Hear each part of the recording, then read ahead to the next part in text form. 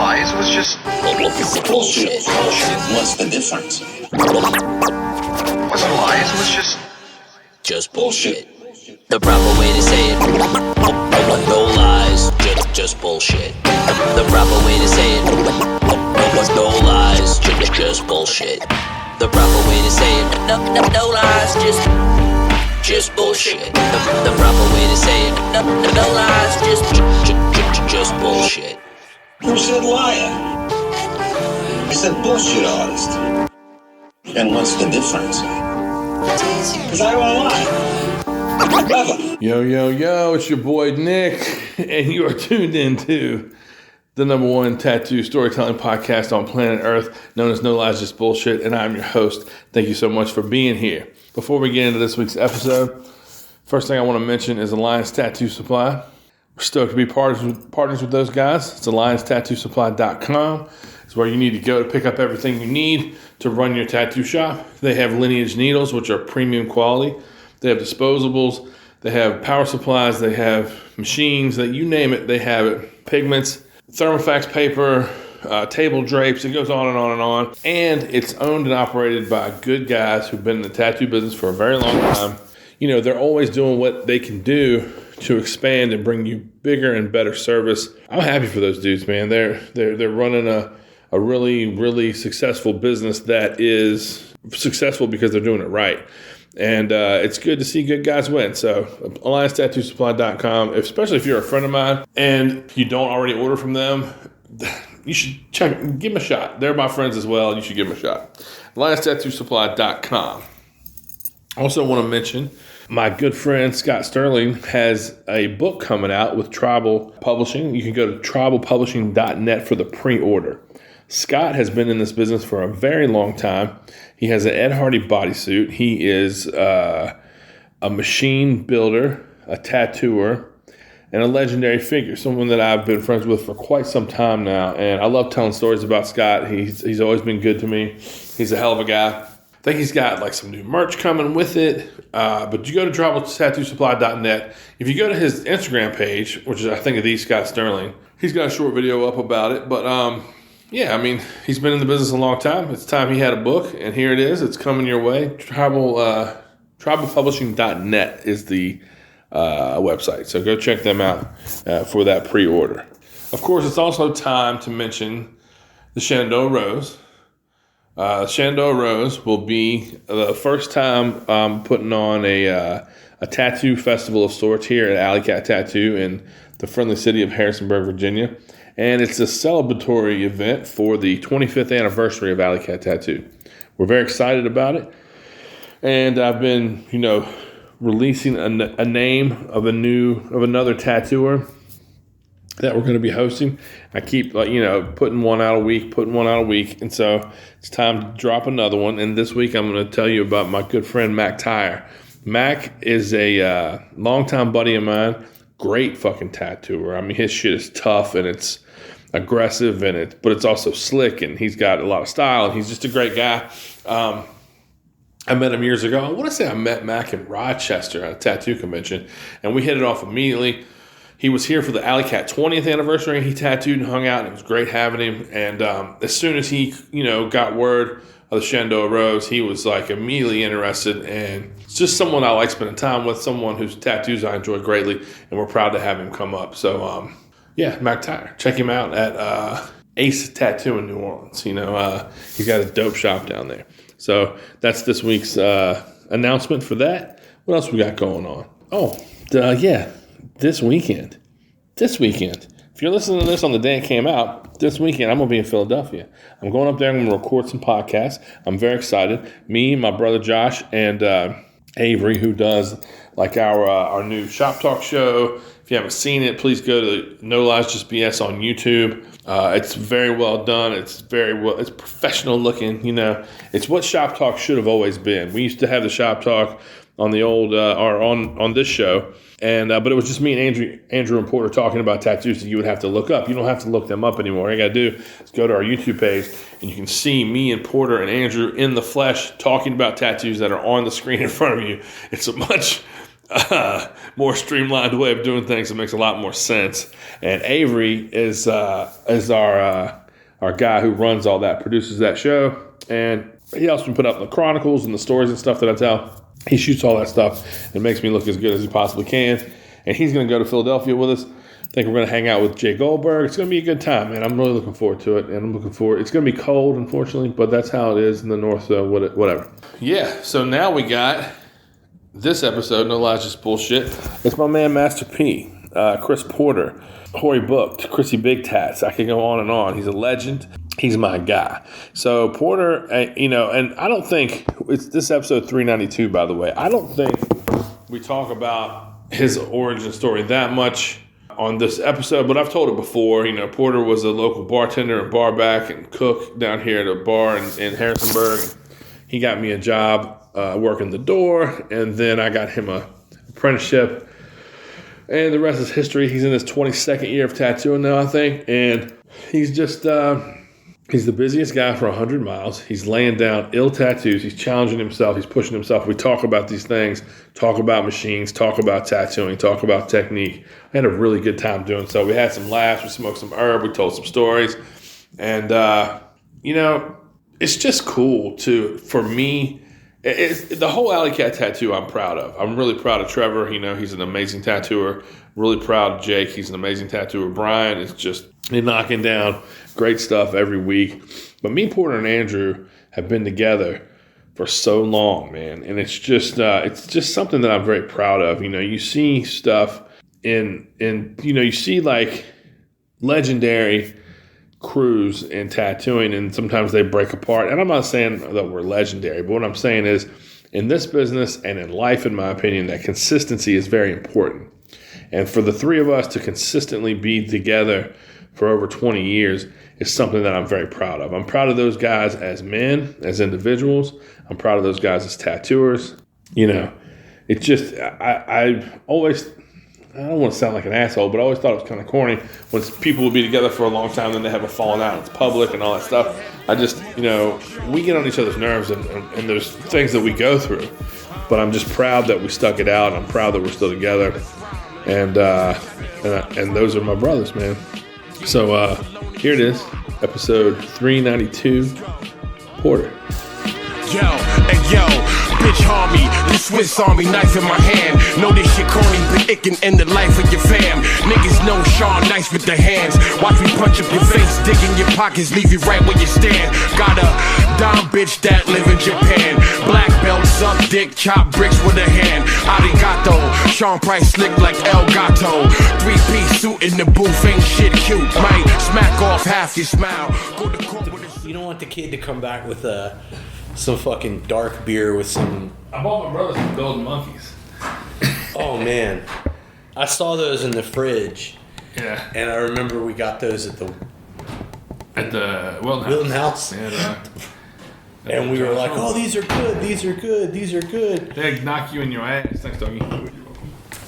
Let's move that a little bit that way, please. At that time, what year do you think that was? That you got those machines? Before Connor left. 02, 03. Okay, so at that time, when you said they have no ass to them, were production machines meant to be every tattoo machine? Like not, they were meant to be in the middle, mediocre? And would you consider that workhorse a production machine? Yeah, definitely. Yeah. I mean, they were definitely a production machine, but they didn't do it like how National ended up doing it, or Cam, where they just bought a bunch of, like, they just sent the frames out to like China or whatever, and they just got like cheap metal, like like they, like, Of course, it's American made stuff by dudes in the shop. Yeah, Safari and his crew, like they CNC'd that stuff. They may not have like actually had their hands on every machine, but they designed them and put them together, and they were put together in America. Now, I don't remember what I used a lot of workhorse machines. Some of them had a lot of ass. I just had a Soba Pilot, which I had a Soba Pilot shader and a Soba Pilot liner. And until I got really fluid at tattooing, they were everything I needed. They were great beginner tattoo machines. Because at that point, you didn't really understand the nuances of a machine that did one job. Or one job really well. Not one machine that does every job, but that does one job, is what I'm saying. No, what I thought machines were supposed to do one job. And then I learned, like, it's not the machine, it's the user, you know? Right. And so I struggled for the longest time. Like, I need a black and gray machine. And then I went to order a machine from this dude, Bernard Garage Irons, who builds really beautiful, interesting machines.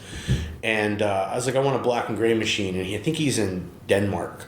And his response was, there's no such thing as a black and gray machine. It's all in your hand. And I was like, I had already ordered one machine from him. I got a teacup off him that Andy has now. And that email fucking sent me off the edge. Like, nope, he's wrong. And, fast forward however many years later, one day I'm tattooing, and it's like, I could do any tattoo I want to do with any machine. I just have to know how to do it. That's it. So the Jesus, for you people listening, Porter's did a really, really nice black and gray Jesus head, which I love. Not only has that aesthetic always been my favorite, like black, well, not, Japanese suits, but you don't see those that walking out of the shop. I mean, as long as I've known you, like, before you really bit into Japanese stuff or even traditional stuff, you loved black and gray religious stuff. Always. Like, that's kind of your I foundation. didn't even start understanding traditional stuff until much, much later. Turn my mic up. So you could have, turn me up in the headphones. Turn on my left ear. You could have taken a tattoo machine out of your box today that you would typically do a classic looking rose with and done that tattoo with it. You just wouldn't. Yeah, because I know that it would have been. I mean, as you get, it's with anything you do. Like if you do it for your 10,000 hours or whatever. Sure. Eventually, it's not. I'm trying to figure out how to do a solid line, or I'm trying to figure out how to do a solid black or a solid fade. It's how can I do this more efficiently? I've learned how to do it with all my machines. So which ones are the most efficient? And I mean, I've always I've always driven myself to be as efficient as possible. Right. Like I don't like a lot of wasted time, a lot of wasted movement. Well, that doesn't suit your my energy. Your energy, yeah, because I have to You're ready to roll. Yeah, I have to ask people like, "Hey, you doing okay? I'm sorry, I got caught up in what I'm doing," and they're like, "Oh, I'm fine." But I mean, I don't.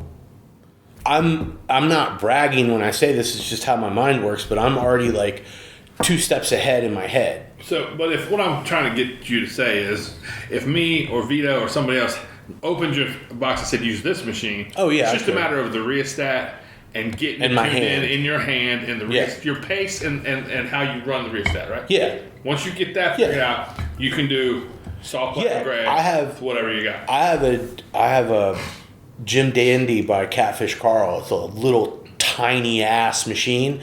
And I mean, if you wanted me to, I could fill in a huge chunk of tribal with it. We're going to be there all day long, but it'll be solid as fuck. Yeah. And then, not chewed up? No. Just solid. Yeah. It just takes more time because of the nature of that machine. Yeah, and I mean, Andy's a great example of that. Andy has used machines that I swear to God sound like they're about to shake out of his hand, completely disintegrate in his hand. Well, but that's just because... I've told this before, but I don't know if you remember this, but it used to be with one of these supply companies, if you spent $99, they would give you a tattoo machine. And it came and it was fucking neon yellow.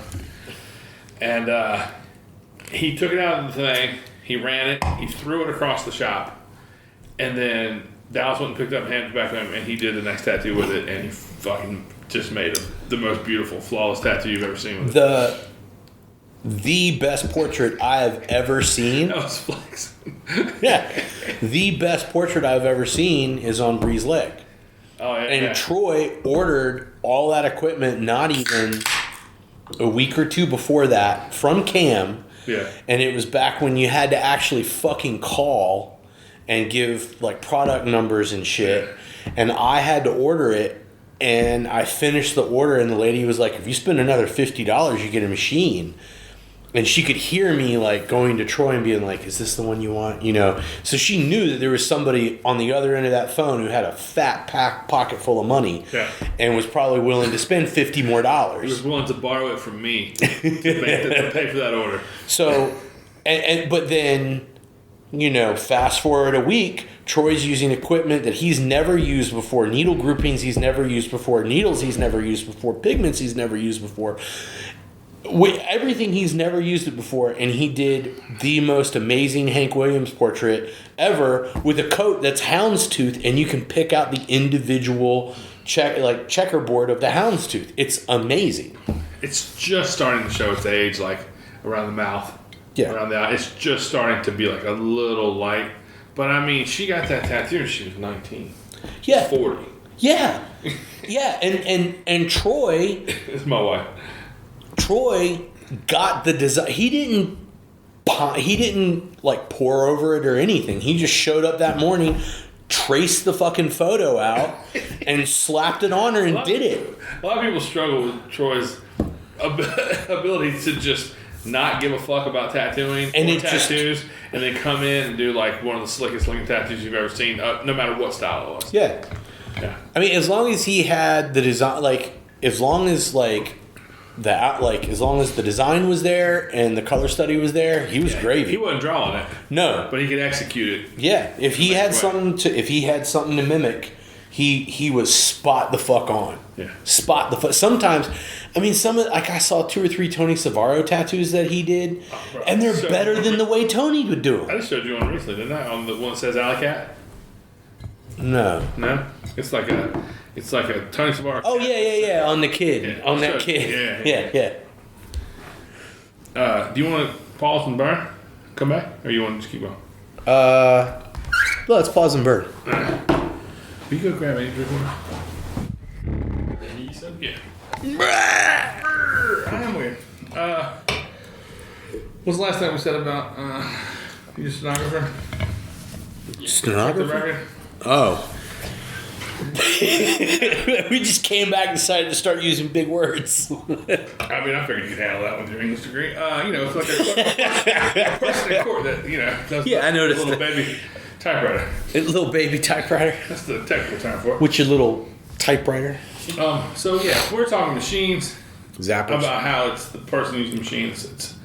It's the soldier, not the weapon kind of thing. Yeah. So, I don't think you'll take any offense to this. You've gone through stages of your career where you think you have something figured out, and then you evolve into like a new understanding of that same thing. Sure. Have you bought machines over the years that you've then purged because, or there's the other side of Porter that's somewhat nostalgic and would like to have all these machines? Machines are weird for me. I'm sentimental about very few machines, like the one that you got me and Andy for a 5-year. Definitely nostalgic about it. Yeah.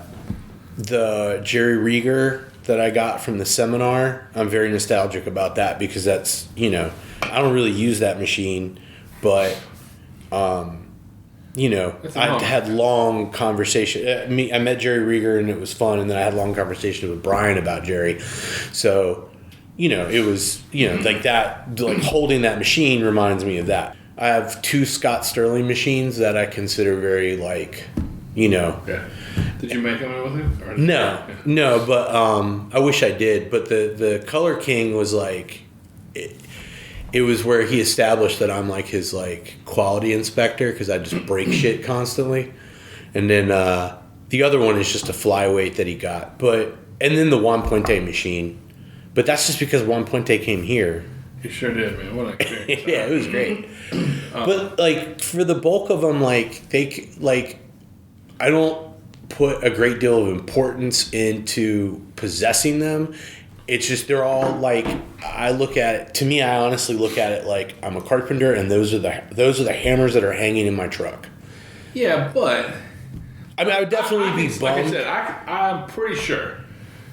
Like I said, there's a nostalgic part of you. I'm pretty sure we could walk over to your station right now, pull out a drawer. I could pick up a machine and go, tell me about this machine. And of tell course. Me tattoos you did with it, how you got it, who you got it from. I guess to frame that, I use monoplugs, and so mono plugs, like I'm teasing. they're just sometimes like the It's the aux, bro. You young kid. yes. Sometimes the plug boxes can be a little flimsy. They can just get bumped a certain way and they'll crap out. And it really is like a 5-minute fix if I want to put myself to it, but a lot of times I'm too busy. So my favorite machines have been out of commission for 2 years, just because I don't want to take the 15 minutes to solder it back together, blah, blah, blah. It's rare on this show we get to plug stuff in real time because we don't ever know what's going to drop. But this was going to drop before the drop of this drop I'm about to drop. Our man Scott Sterling has a book coming out. Oh, yeah. Yeah. It's you right now you can go to tribalpublishing.net and you can pre-order your copy Scott of Sterling's book. book. So It made me stop in my tracks because there's he uses the Sean Barber painting of his arms. Yeah. And I hadn't seen a Sean Barber painting in forever. People just don't. So fucking good. Yeah. Realize this bullshit so bad. Yeah, but I hadn't We won't get started. you just hadn't seen one in a while, And I'm not saying that he's like irrelevant or anything, but there was that period where he was just painting the best tattooers and doing their hands and their arms. And Well, he was in Richmond at the last year we went there, and he's been at Crow Show both times. yeah. I mean, he just But he's there painting. You'd be tattooing all day. yeah. But, I would love to meet him. he's so nice. I told you my story with him, right? Oh yeah. Why'd you do that to him? I want to tell it because it's funny. You don't mind? By all Okay. means. You know? I love this story. So, I like to get high. What can I say? It's just, I'm not bothering anybody. And so when I travel, I take a little reefer and we like to get, I do it too. I'll do a little toot now. I'll do a little toot just to be polite. People offer it to me. I'll smoke a little puff. I'll puff a little bit. But, I don't do none of them dabs. But I'm friends with everybody, so I'm always like, hey, friends, let's go out by the fucking, the water and smoke, you know what I mean? So I take a bunch of friends out there. We're in Midlothian. No, we were in Norfolk. Right by the water. We're on the water. We're on the Water pond. side. So We're on the it's Elizabeth. And, Sean comes out there with a handful of friends. Pretty sure Sarah was there, but, Sarah's like 2 puffs and I'm going to bed. Yeah. Connor was there. Jake was there. Maybe Hawk, a couple of people. Anyway, Sean was there, and, we get super stoned. And then, me and whoever's with me, we just walk back inside the bar and start back to order drinks, and we're just socializing and hanging out. And I get word, Sean doesn't feel good. And I'm like, bummer. It's a total bummer. And then, so Glessner comes up to me and he goes, hey, man, Sean thinks you put something in that weed. And I go, Sean thinks that I put something in that weed? Or you told Sean I put something in that weed? Or you think I put something in that weed? He's like, I don't know, man. He just kind of smiled at me and said, I don't know, man. And I go, go tell him he's going to be fine. Tell him 15 minutes. Look at his watch. 15 minutes and he's fine. So Glessner goes, and he comes back 20 minutes later. He's like, man, he's talking about going to the hospital, dude. And I go, man, go get this motherfucker a ham sandwich or something. He is totally fine. He does not need to go to the hospital. He's stoned, bro. He's too stoned. He had too much fun, and he's fine. And tell him he's fine. And it's weed. And get him a ham sandwich. It's going to be better. 5 minutes after that, I see them slowly walking him up the ramp to take him to his room. You know what I'm saying? And I was like, fuck. It's like the headline. No lies, just bullshit host kills Sean. Greatest painter in tattooing history. Yeah. Murdered. In cold blood by next word. Murdered at Riverside. Elements thought to be trace elements found in Sean Barber's lungs. Death linked to laced weed. Yeah. And so, was it boat? And so, I was like, fuck, y'all know me. I was like, fuck, he'll be fine. He gives a fuck, blah, blah, blah, blah, blah. I was partying, And the next day I saw him, and I just, what? I just like to think that you went, whatever, we're partying, fuck him, blah, blah, blah, blah, blah. That's exactly what I You said. just blah, blah, blah over the best part. Yeah. Oh, no, I mentioned we're partying. Anyway, I just am too old and have gotten high too many times for somebody to tell me that my regular weed fucking scared them into the hospital. So anyway, the very next morning, I see Sean, I go, I heard you had too much fun last night. He goes, man, they made a big deal out of that. That was fine. Totally fine. And I was like, see, that's what I thought. It's always these other motherfuckers. And we shook hands and laughed and saw him last year and laughed again. It's fucking great. Anyway, shouts to Scott Sterling. Yeah. Shouts to Sean Barber. TribalTattoo.net. You can go and you can pre-order Scott Schilling's book. He's a legend. He's a legend, but he's also just like somebody that this business needed, and he showed up. You know what I mean? Mm-hmm. And he was welcoming with information, and he's like, I should say he is, and he just has. He loves tattoo, man, more than anything. We've known him 10, 15 years. Wow. And the look on his face in Norfolk is the exact same look he had on his face when I met him. Yeah. He's excited to be at a convention. He's excited to talk to tattooers. He loves tattooers. He loves being around tattooers. Yeah. What else can you ask for in somebody? So I had no plan. I didn't know Scott Sterling. I didn't know Tony Riccio and did not know they were coming to the shop down the street. I was grilling barbecue chicken on the side of the building. Scott walks around, "Hey, you Nick?" I said, "Yeah." He said, "Hey, I heard this is the best kept secret in tattooing in this shop." And I was like, "Fuck, man, it's not supposed to be a secret, And we started talking, especially the best kept And then secret. He asked me about my back. He said he had heard about my back tattoo, and I was like, "Well, I haven't heard about your back tattoo, motherfucker." And so we're just on the side of the building, both of us pants to our ankles, just showing each other our stuff and laughing, And then Tony comes around there, and we talk to Tony, and shows me the George Archer sleeve. And I was like, "Well, you guys gonna stick around?" And they're like, "Yeah, we'll stick around." And so I made all this barbecue chicken, and I made like a braised purple cabbage, like a German-style sweet and sour cabbage, and a huge pan of mac and cheese. And it only had like about an hour to my day. I literally was like, "Oh, you guys go talk to the fellas. I'll run the food line with food line, bought the rest of the ingredients, just made all this food." And that's we became friends with those guys that day. That conversation with Scott was a catalyst toward No Lies Just Bullshit. When somebody in Virginia tells us they hadn't heard of us until recently, that's a problem, man. Yeah, that is a problem. That's a fucking problem. Yeah. Especially this guy. Yeah. You know what I mean? And so I'm just like, and Tony Riccio, who even back then was slaying tattoos, not like he is now, but he was good. I think Tony's like Mike Wilson and Brian Bruno. There's just something magic. There's some magic in him. That thing, yeah. He's got that thing. He jumps on top, man. But one last thing about Scott. So we're in my office eating, and Scott's like, "I'm going to call my wife, and you're going to tell her how to make this cabbage." And I went, "No, I'm not." And he was just like, "Yeah, I need to have this at home. I'm going to call my wife. Her name's Danielle. You tell her how to make this cabbage." I'm like, "I'm not telling a black lady how to cook. I'm not doing that. She's older than me. That's disrespectful. I ain't doing it." He's like, "Oh, you fucking pussy," and just hung the phone up. Kept on eating. You know what I'm saying? That was the day we met, man. Fucking good time. But yeah, and then he started coming up regular. He came up second trip and got tattooed by somebody, and then he came up a third trip and got tattooed by me and Sarah. He was like, I want tattooed by you two. And we had seen him maybe once or twice at stuff in between those 3 trips, but anyway, that's how we met Scott Sterling. Yeah, I've seen his balls way too many times. Everybody's seen his balls, man. Yeah. Come on, bro. I mean, I know that's not like a big brag because everybody's seen his balls, but like, just the story of like bending down to get my backpack off the floor and hearing, "Okay, oh, you've never seen my back before?" So you saw his balls up close. Yeah, like I was right next to him. We just walked in the door. I just set my stuff down, stood up for a second, bent back down, and Sarah was like, "Oh, you have an Ed Hardy back?" He goes, "Oh, you've never seen my back?"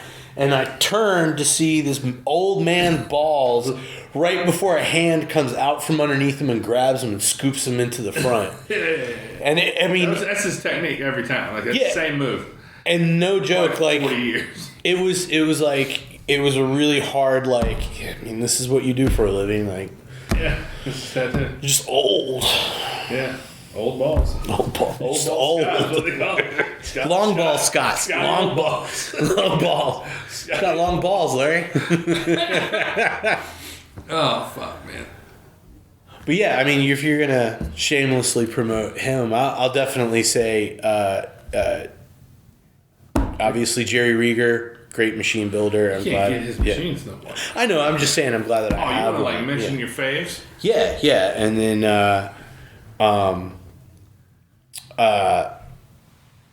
I mean, Mike Cruz, because I have that D20. I love the D20. It's a great machine. Dan Bailey with Team Victory. Always big shout outs Good to dude, him. dude. Good, yeah. And you know what? I don't have a Kevin Riley machine. I really would like to have a Kevin Riley machine. What? But I have so many machines that I need to get back in the mix and run. But I love getting to talk to Kevin. Kevin is like, That was the best, man. talking to Kevin is like, I rarely have time to really like sit down and talk to him, but I think the one or two times I've been able to just listen to him, it's like a strap in, and you have to like. He's got good stories. Yeah. He's great. But you know what I like about Kevin, man? He's thoughtful. Yeah. Like he'll make somebody a machine that's specific to something that's going on in their life or with their shop or with their anniversaries or something, and it's hard to beat that in this business. He's a good guy. Yeah. He's just endlessly interesting and curious. He's always curious. I can't really tell this correctly because I still don't. After sitting with him for 45 minutes, I still don't know what he's talking about. But the first time we recorded, I think the only time we recorded, he was part of or made a documentary tile thing, about these tiles, in Philly, and they talk about Baltimore, Philly, New York, everywhere, right? That's right. It is the northern East Coast. I you know I what? think any big city. I think I don't remember, but all I remember is that it has something to do with like. We need Avery here to Google it for us. Yeah. Do you know what we're talking about? I think I do. It's pretty fucking wow. wild. And so I spent the bulk of this conversation fascinated by that documentary existed. You know what I mean? But anyway, he's fucking best dude. Best dude. Just picture getting like baked and him explaining it. Just That's exactly. so what? Yeah. So I still don't really get what the fuck he's talking about. Yeah. But those are great machine builders, and then I have a really great Jimmy Whitlock machine. Jimmy Whitlock makes great machines. I have a bunch of really nice Jimmy Whitlock machines, and and then I have Adam. Don't you have Adam? Adam Brunt, but that was a workhorse machine that he rebuilt. Oh, okay. And You I gave love to that. him and asked him to rebuild for you. I know he offered it. It was a Soba Clipper, and he had always wanted to. He was like, I've always wanted to redo one of those, and he made it into a liner. It's the best shader. It's a great shader, and him and Thomas Michael jumped my shit, and they were like, dude, use it as a liner. And I get it. I know it. I mean, it's a nail driver. Right. I was like, I know that it will fucking do the job, but this thing does great fucking pepper. Like, it is just, it's right in the pot. I mean, I tattoo fast, and I love this machine. God, I took my time with that Jesus thing today, and I was like halfway through, and I looked at the time, and I was like, I've only been at it for an hour? God damn. I remember walking back. I walk back there. I look at the tattoo. The kid's struggling. But I know you don't give a fuck. Well, that's not a nice way to say it. I know you give a fuck, but you're going to get it done right. Yeah, I'm already working at a pace that most people beg for. Or just compare it to yourself 10 years ago. Yeah. Let's be honest. You know what I'm saying? Not that you were slow then, but you weren't fast like you are now. Yeah. And, and for people listening, like, fast is only worth mentioning if it's not compromising. Correct? Yeah, I was going to say that it's fast, but it's confident and purposeful. It's not fast to just be fast. I recently had this conversation again. Porter doesn't do touch-ups. You know what I'm saying? I've recently had this with customers. It was this chick, Caitlin, who has like a moth and some flowers for Richie, but she has like stuff from on her ribs that's much older and it's just perfect. And she has some other stuff and on her hip and stuff. And she was just like, I always joked that getting tattooed by you was like a wrestling. It was like a wrestling match. It's full contact. I didn't get to saying that where she was like, getting tattooed by Porter is you got to be present in that. You can't like zone out. Yeah. And then she just like described you wiping her tattoo and stuff, and just like how quick you did it and how the cleanup came at the end, sort of thing. Yeah. And I was like, but he doesn't do touch-ups. And then she was like, exactly. Everyone sees these tattoos and they're perfect. And then the other girl was like, oh, I get tattooed by and old man down the street at blah blah blank. Yeah, exactly. And I was just like, and they and I was like, I just like as politely as I could said, the difference, right? In what you're wearing and what you're looking at. She was like, oh yeah, I always hear Porter's the best. And I'm like, I'm not saying he's the best, but I'm saying you can't find a better one around. You know what I'm saying? Anyway, Thank you. But you know, but it is a physical thing. Yeah, I know what I'm doing. I'm So back to the Jesus wildly guy. aware. Back to the Jesus guy. I remember you were like, first of all, like the structure and the shading on the chest, where you see the collarbone and it just read not only textbook but perfect. Oh, thank you. Yeah. I don't get to see you do black and gray tattoos like that very much. And I was telling him earlier, it's like, you've been in the bag with those for a long time, but people ask for purple space dragons from you.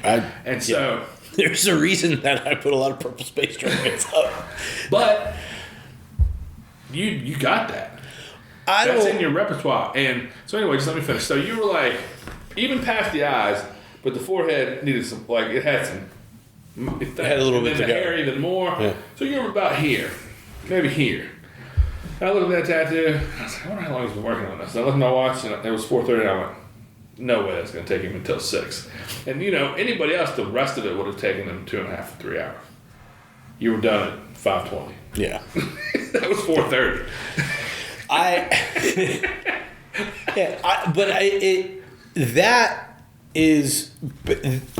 The everything about how I tattoo is very much. This isn't a brag. Comes very much from getting tattooed by Brian a bunch. Brian was exceptionally purposeful. Yep. He was very efficient. I don't do everything exactly like him because he's Brian and I'm me.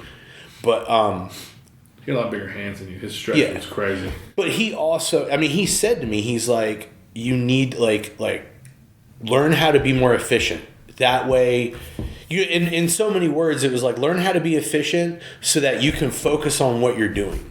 Like, the muscle memory of moving things and doing things needs to be set early.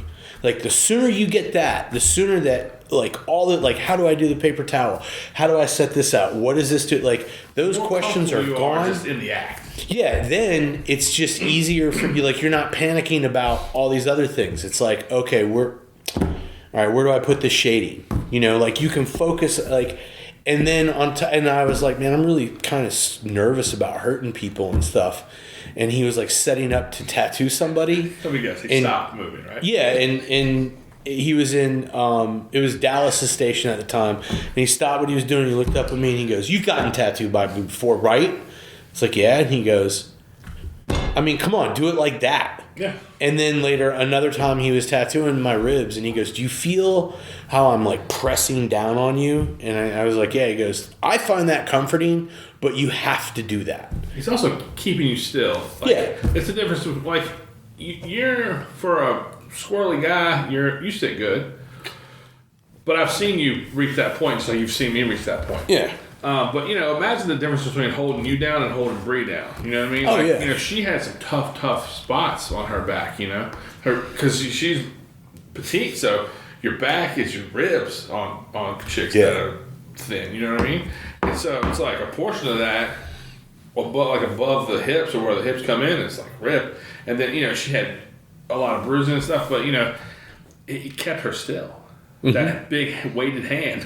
Yeah, that's fist, you know what I'm saying? That's how I tattoo. Like, you can't like that Doc.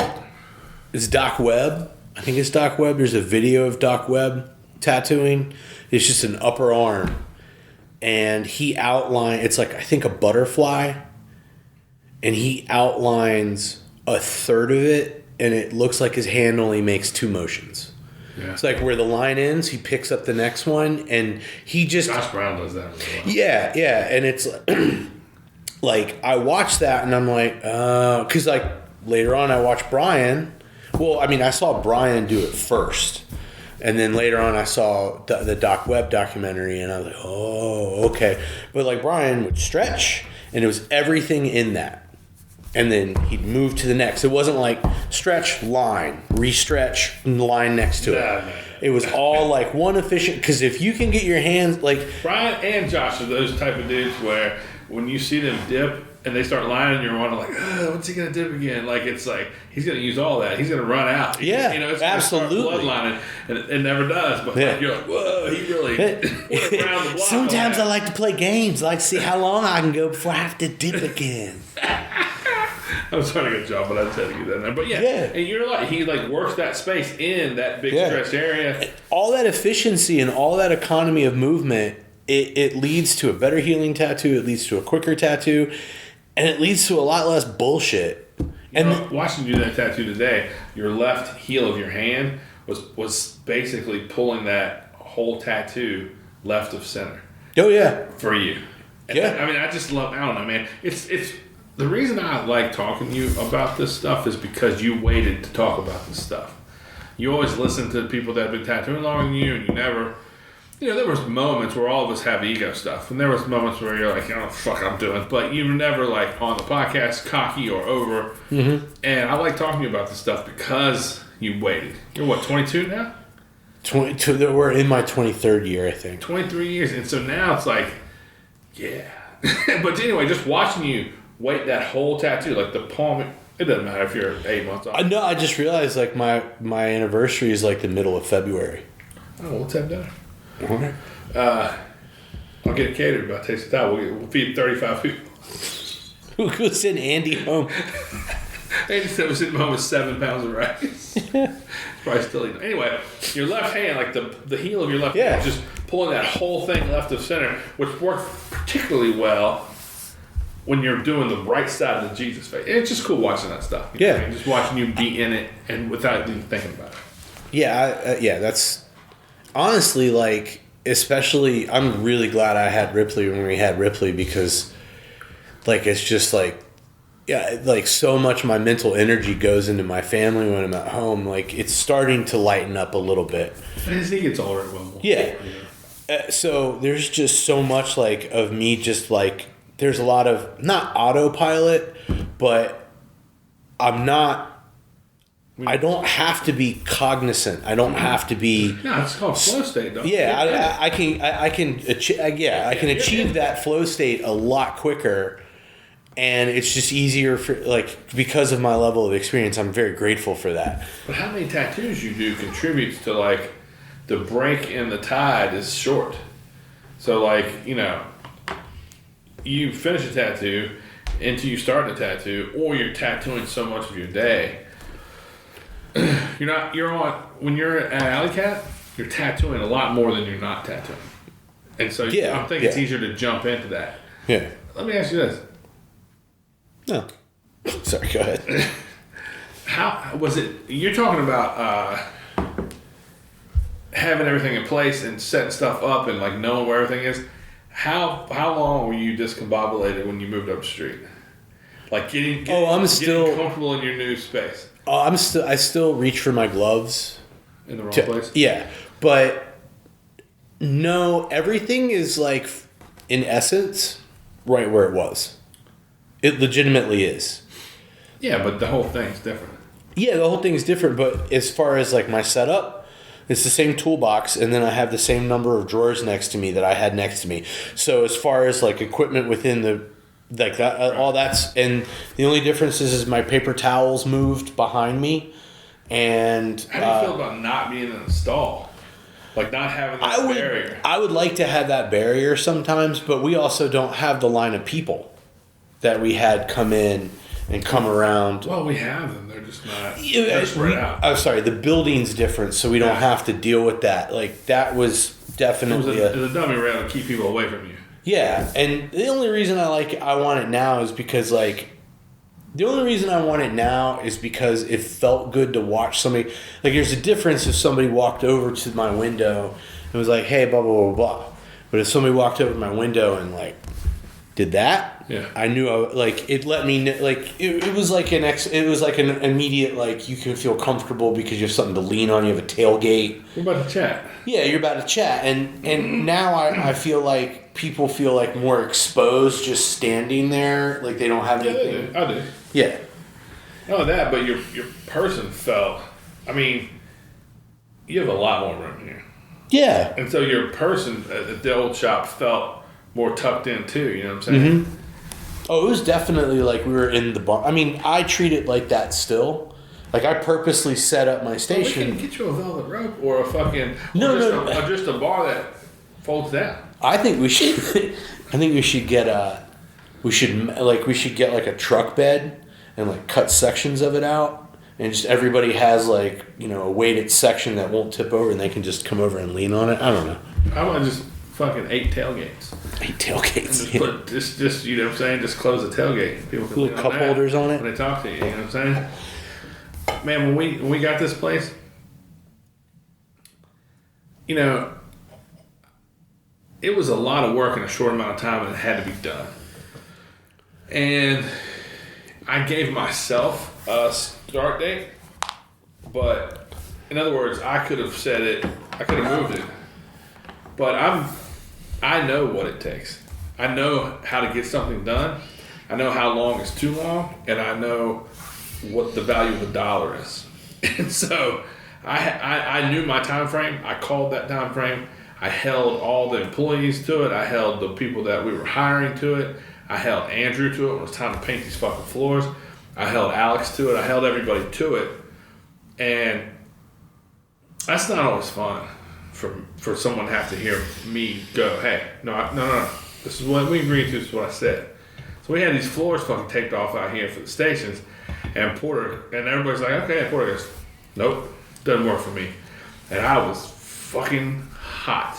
And I went, doesn't work for you. Motherfucker, you got fucking 2.5 more, feet per. So you got 8, basically 10 square feet more than you had before. He goes, I don't care, it's not enough. And I was like, well, I gotta walk away. I gotta walk away. And, I've done that to you. You've done that to me. It's not the end of the world. But, there's been times where I felt like Porter asked for a lot, and there's been times where I felt like Porter didn't even take his share.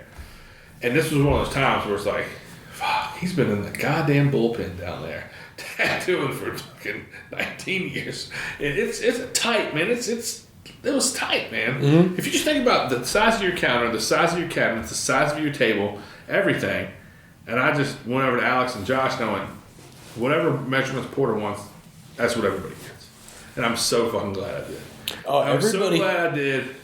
You were right. You deserved it. And I would hate living with you if I hadn't. That was tough, and one of the best parts that came out of that was thank you for saying that. And one of the best things that came out of that for me was the extra space you got. That, yeah, but I'm not going to name any names, but other employees came up to me and thanked me. They all should have thanked you. You were right. And I don't mind saying it. But it wasn't I deserved the thank you. It was I was advocating for everybody. I wasn't advocating for myself. I was advocating. You had the same look you have in your face right now? At the time. You were like, this is serious. Yeah, I was advocating for my coworkers and myself. Yeah. And I didn't need their acknowledgement at the end of it, but the ones that did acknowledge it and did thank me felt really good. Yeah, well, it's one of those things where when you look at it now, it's like, oh, it's perfect. It's nice. It's tight. This is here. Like, even the space on this side of the guest station, it's like, seems like the perfect amount of space. Mm-hmm. The half wall, all that. But you need anything, man? I'm about to get a beer and blow my nose. We can. I'm out of seltzers. It doesn't matter. There's none in here. I got Perry on the other end. I might grab one of those. All right.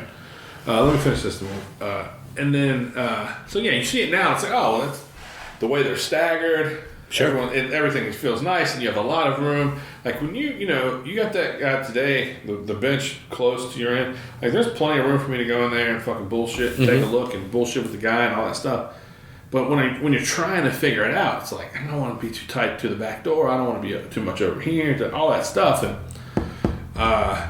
for the most part, I didn't take input on this project. For the most part, I said, I want a wall here, I want a wall here, here's the stations, here's where we're hanging this. I mean, I knew where everything was going on the fucking walls, almost. Like, almost everything. Not everything, but almost. I didn't really take any input, except that. And I'm so glad I didn't. Good. It just turned out better. Yeah, I really enjoy, the only times I don't enjoy working here is when I really got to go to the bathroom and stuff. He's like, yeah, man, and then I gotta like, somebody's talking to you? yeah, and then I gotta walk another like football field to get to the bathroom. Well, it also... It also... I keyed. Yeah, well, it also goes back to what we were saying about earlier. You know, Porter catches a lot of hate for having his own bathroom, own private room. You know what I'm saying? A lot of people wish they was on his level, you know what I'm saying? I mean, you can put it that way, or you can say nobody wants to follow me. Well, I mean, that's why I gave it to you. What is it? The dude in the grocery store down the hill. I was walking through the grocery store, and this dude just walked by in front of me. He looked like he was like 95, shopping at like Rugged Warehouse, like FUBU gear, like just way out of date. And he's screaming into his phone, talk to text. Yo, when I crash out, I crash the fuck out. So a lot of times when I go to when y'all give me shit about going to the bathroom, that's what goes to my head. When I crash out, I crash the fuck out. Know what I mean? Yeah. When I crash out, I stomp around a Food Lion and yell in my phone. Like, I watch this dude like everywhere I You gotta let went. everybody know, son. Yo, man, my favorite part was he said that. He walked by and said that, and I watched him. And then I turned back to where I was going to go, and there were like, there's this black couple at the end of the meat counter and this older black woman. I turned, and we all four looked at each other and were like, what the fuck was that stupid? I mean, the older black lady just, it was fucking hilarious. All right, we'll take it. Talking tats, talking wild stretch technique. Oh, we're talking booth, moving your booth and all that stuff. From down the street? Yeah, dude, that was so much to that. Goddamn. So much to the move? Yeah, just the conversations that like Sarah and I had really funny conversations where it just ended up being like, You know, I don't expect you to divulge anything, but I know that the conversations that we had, the conversations that y'all had without me were way different. You know what I mean? I mean, well, yeah, of course. But I mean, my only when it with what I was doing, like all I did was just ask, like, can I take this? And if you were around, I'd ask you. If you weren't around, I'd ask Sarah. And then if the answer was yeah, I would just grab it and throw it in my car. Like move something up here? Oh yeah. Yeah. And that last day where everyone assembled and moved all that stuff, man, that was dope. That was real hell. If you don't know already, we were at one spot for 23 years, and then about 18 months ago, has it been that long? Feels 6 months from now would be July. Which would be the second year, right? Yeah, like. So yeah, about 18 months ago, we moved a quarter mile up the street from the original location to a much bigger space. And we had to renovate that space and clear the floors and paint the floors and hang fucking 10,000 fucking things. And like I'm stoked how full it is out there, even though it's not for my liking yet. Like I'm stoked about how much stuff we have up. The Nick Filth banners across the that Jake put up. Yeah, I love that. Trevor has one. A different. I don't think it's by Nick, but it's he says he's gonna put it up. Temple or Temple? Oh yeah, the Temple. Yeah, with the zigzag Jesus. It's Temple. It's not classic or 13. I think it's zigzag Jesus. Yeah, it is. I wish he'd bring that motherfucker in. But it's in a station. He just hasn't. You want a shot? It's in a station. You just haven't put up. Yeah. No. Give me that. It looks good. I saw it was a bottle of basil. There's that bonded. Barton. There's Eagle Rare. There's Willet. There's Basil. That bonded Jack Daniels. I think I had some of that a long time ago. I feel like. I don't want to crush you. You don't just want to do one? No. Okay. No, I'm good. I'm gonna do one for you. Go for it.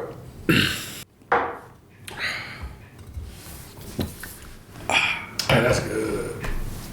Anyway, that move was the shit. Glad we did it, but it was hectic and it was what you expect it to be, you know? Angelo was like, I've done it before, and it was like, you know, he always talks in like real fast bursts of like, I've already been there, you're a fucking idiot, you'll get through it. Not even an idiot, but you know. Yeah. Like, yeah. He can tell you about anything because he's done it all. He's been in the business 100 years. Yeah. He invented tattooing. Well, so before he moved, I told you, the George Archer thing, right? Yeah. With that, before we moved, we were talking about expanding into Flying Panther and trying to set up piercing over there, but have a center space, and then Angelo kept going, "Come on, I'll come up and build it out for you. I'll come up and build it out for you. I'll come up and I'll lay it out, and I'll draw it up, and I'll figure it all out. I'll build it out for you." He kept saying that. "Let me and Mike look at it. We'll build it out for you." And I was just like, I don't know about that. And then we moved up here, which is way better. He's like, "You need help with the build out?" And I was like, no, I got it. I know exactly what I'm going to do. Yeah. It's awesome that he offered that. I would have loved to have listened to him bicker and argue with whoever was going to be helping him. Well, I love Angelo, but it's not like he can move up here for a fucking month. You know what I'm saying? Yeah. So it is what it is. No, sir. Inch. What you doing over there? I should know what to give you a toy? Something to play with? Yeah. Stemming. I don't know what that means, dog. Just playing with shit. Is that so? Yeah, I mean, like that's something my kid does. He's got to fiddle with something, and my wife was like, "It's called stemming. He's just finding something to stimulate his brain." And I was like, "Oh, I do that all the time. It's called fidgeting. It's called fucking with shit." What's up? What's on your mind? What you want to talk about? You got more tat stuff? Where you at? Fuck, I just want to do big tats. Well, where I'm at is I want to do more big tats. Do you have big stuff in the works right now? Yeah, I mean, I have Ashley. I have a full dragon back. I have a full Fudo and dragon back. I have Dragon front. a dragon front that I'm wrapping up soon. I have a full. You're gonna wrap Derek's up soon? Yeah. Wow. He just hasn't been able to get in through the holidays. He was sick on and off. Yeah. But we would have been done. And he's already started talking about going down to Richmond to start getting his back lasered because he wants to do his back. So he's like, He's got his back from Bubba, right? yeah, and he's Transformers or something? no, it's like Punisher stuff. It's like Tons of dark clouds. yeah. There's a really, I mean, it's coverable. Yeah, but you want But why? Yeah, why would you want to like fight so much? Plus, he's so willing and excited, and you want to let him do it. Yeah, he's him and Ben over the last. Clients, huh? Yeah, him, Ben, and TJ over the past year have just been great, and then Gwen's right up there with them. Gwen's leg is finishing up, and then we're gonna. Is she gonna start something new? Or? I don't know if we're gonna do. She wants to do a xenomorph, and we're either gonna do a xenomorph on her full back. What is that? Alien. Like alien. Yeah, with the long head. Yeah. We're either gonna do that on her back or as a sleeve. I'm really pushing to do that on her back. And then. And what does she do for a living? She's in tech. Oh. Like, yeah, I think. So like, she's not, like, her client's not in front of her usually, probably. No, she works from home. That's dope, man. I think she goes in regularly, but, like, yeah, she primarily works from home. She's just, single, don't have nothing that she needs to be doing. Doesn't, like, I mean, she's in the pocket. Bro. Yeah, she's in the pocket for getting tattooed, and she loves good tattoos. She's pursuing a suit like Steve-O. Yeah. You know what I'm saying? And Juan from New York? yeah, why can't I remember his name? Raw Deal. Yeah. She was like, I reached out to her as I don't know if you saw, but this dude Juan's coming. He does sick tattoos. She hopped on it. She got something from him immediately. She got a claw with a dagger too, right? Yeah. It's no. She got the tiger cobra morph. It's like a tiger cobra, and it's like he showed me the outline or the go to Raw Deal on Instagram, and he does a lot of great tattoos. Yeah, great tattoos. He crushed it out when he was here, dude. And that fucking thing. Like, the design was huge, and he was like, "You think I can do it smaller?" I was like, "No, man. That's a tiger head with a cobra body. Like, it needs to be big." And I'm fast. He made me look fucking slow. Oh, my God. But he also, all of his tattoos are real smart for speed. Yeah. Like it's not, it looks tweaky, but it's not tweaky. It's just super smart. I was looking at one of the line drawings that's behind the copier today. It's the the dragon claw holding the dagger, and like everything in it is so smart. Like it's just, but it's so efficient. How do you find that as a tattooer, as someone's drawing their own point of view? How do you find like the way to make it what you want, but also... Man, if I knew the answer to that, I'd be a lot happier with my drawings. I think my problem is that I have I can't just like settle and focus on one thing. Like I'm stylistically? One of the things I want to do this year is a bunch of studies of full backs. Oh yeah. Like just simple pencil studies, like Chris O'Donnell. Like page size? Yeah, like 18 by 20. Yeah. I'd like to do a couple of those with like real classic images, because I feel like a lot of times like I wait for classic tattoo images for tattoos. I don't just draw them myself. And like tiger fullback, a dragon fullback, you know, a Kintaro fullback, a Hanya fullback. Like those are what I want to do. But then I'm like warming up to that. Like I'm warming up, like just getting in the habit of drawing in my free time. And I made a bunch of cartoon stickers, which I think are fucking so fun and awesome. But they don't reflect what I want to be doing tattoo-wise as far as a large scale. But I'll totally do a SpongeBob tattoo any day of the week. Yeah, but you excel at that too, bro. Yeah. You really excel at that. A guy had me up recently, was supposed to get something from Joe Capianca. It was like his favorite mascot, or two favorite thing, like, you know, very cartoony thing. Nice guy, man. I can't remember his name right now, but and I was like, man, Porter, anything in that realm, that's like Porter's original bag. Yeah, that. I love cartoon stuff. But as you're talking about like layout and stuff, Aaron Coleman is back to Instagram. Yeah? Yeah. Yeah. I don't know how familiar you are with Aaron Coleman. This motherfucker, bro, he just put up some sleeves on this girl the other day, and you know, he's just the king of classic American image, Japanese background. And you know, a lot of people talk that shit. He's the guy. He's the king of purple clouds, bro. He frames everything in. You know, he if you're not familiar, like he will fill up whatever body part you want with what classic. Could be a full eagle front or back. Could be like pinup girls, hearts, roses, but everything has Japanese clouds and lightning behind it. Yeah, like think the like best looking shit you've ever seen. Think like an evolved Bob Roberts, but then also like taking the things that Scott Sylvia talked about in the 90s and applying it at full steam with like it's, you know, you're not familiar with Aaron Coleman? Man, bro, just a fucking savage. You calling it, boss? I am. The boss is shutting them down. Where's that lighter you got, boy? In my pocket. Can we get high? No, I don't have it.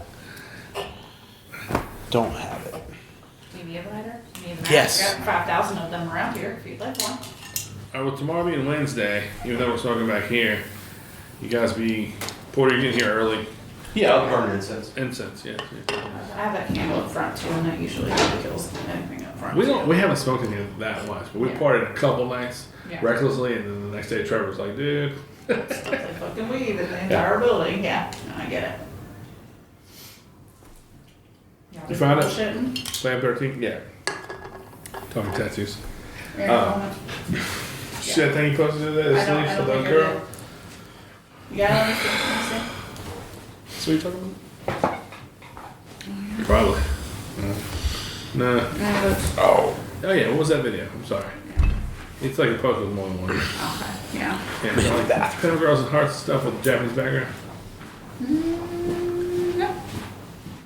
Nope, that's not it. Clam 13, right? Yeah. Anyway, he's just out here destroying. Yeah, maybe he posted on his story or something. I won't see it. It could be that. Yes, we'll never know, huh? Yeah, it could have been this story. This one's pretty too. Nine-tail fogs, Mm-hmm. purple. Yeah. He's the king of purple, bro. He's the guy. So are you doing a safety meeting or are you just going? I am actually being very boring and doing dry January, so no safety meetings till February. Whatever suits you. Here's a great guy. That's Yeah. Yeah, it's so cool. It's like purple clown, but you know, it's It's like like you can do any and everything. I was trying to explain like how good this shit is, where it's like traditional American with Japanese background, and I'm not finding it. But man, he posted some sleeves the other day, and I guess in the story, and it's just straight destroyer style. Anyway, he's got like a really like a. Anyway, well, I appreciate you, Sarah. I'll see you tomorrow. Okay, y'all have a good night. Burn some incense. See you later. It's good seeing you. You too. Are you here tomorrow? No, I'll be back next week. All right. We'll see you then. See ya. Bye, guys. Purple is so solid too. He's like the purple tape himself. He's like embodies the purple tape. Yep. He does tats the same color as Galactus. Only built for purple tats. And call him legend. He, you want to tell him a story or me to tell him a story? Which one? When we met Aaron Coleman. You can tell it because the funniest part about it is you and Andy. Me and Andy live in this field right here. Folks listening at home, literally you could pitch a rock to this field where me and Andy used to have a house from our shop. And we were living up there, and Andy had one of these fucking gas station bowls.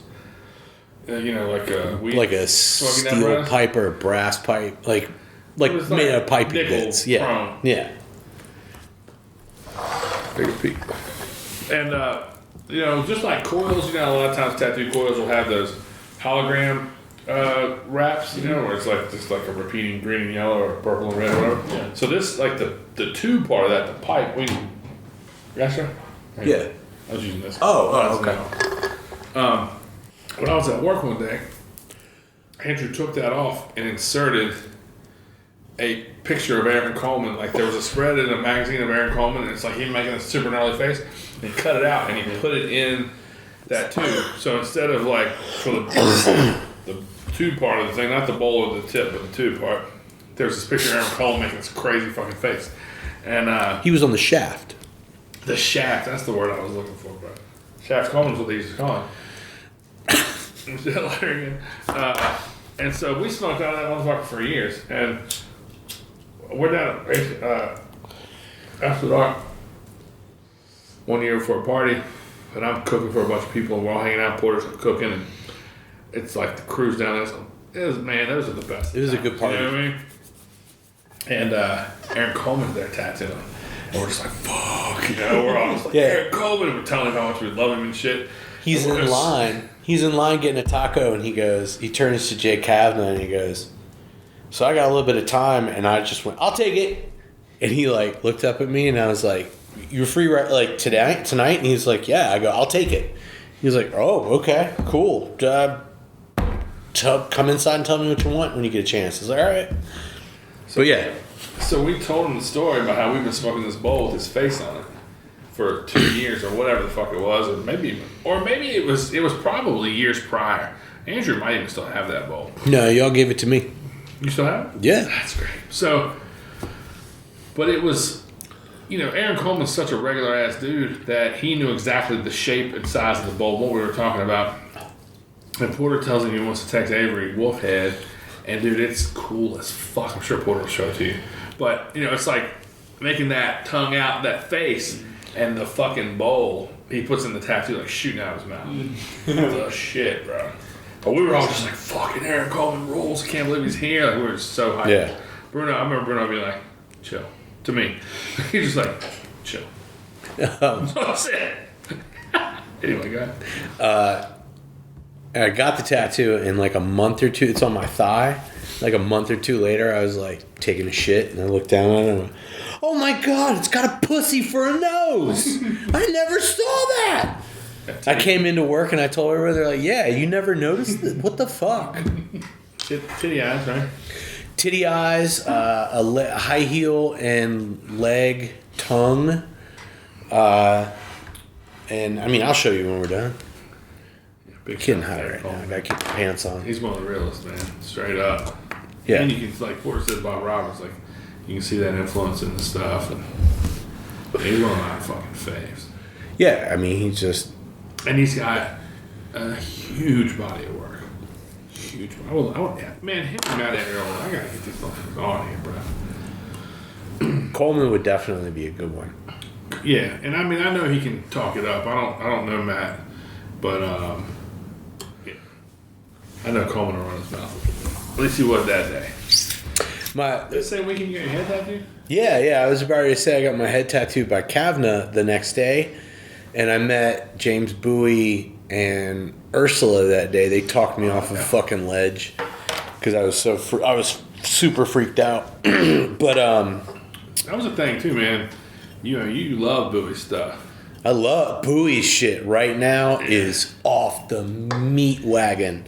James Bowie is, you just look him up and you will immediately know that he is that motherfucker. Like he is doing... He's on. Yeah. He's been good. Longer. Forever. Yeah. He's natural. He's got a natural ability. He's amazing. But anyway,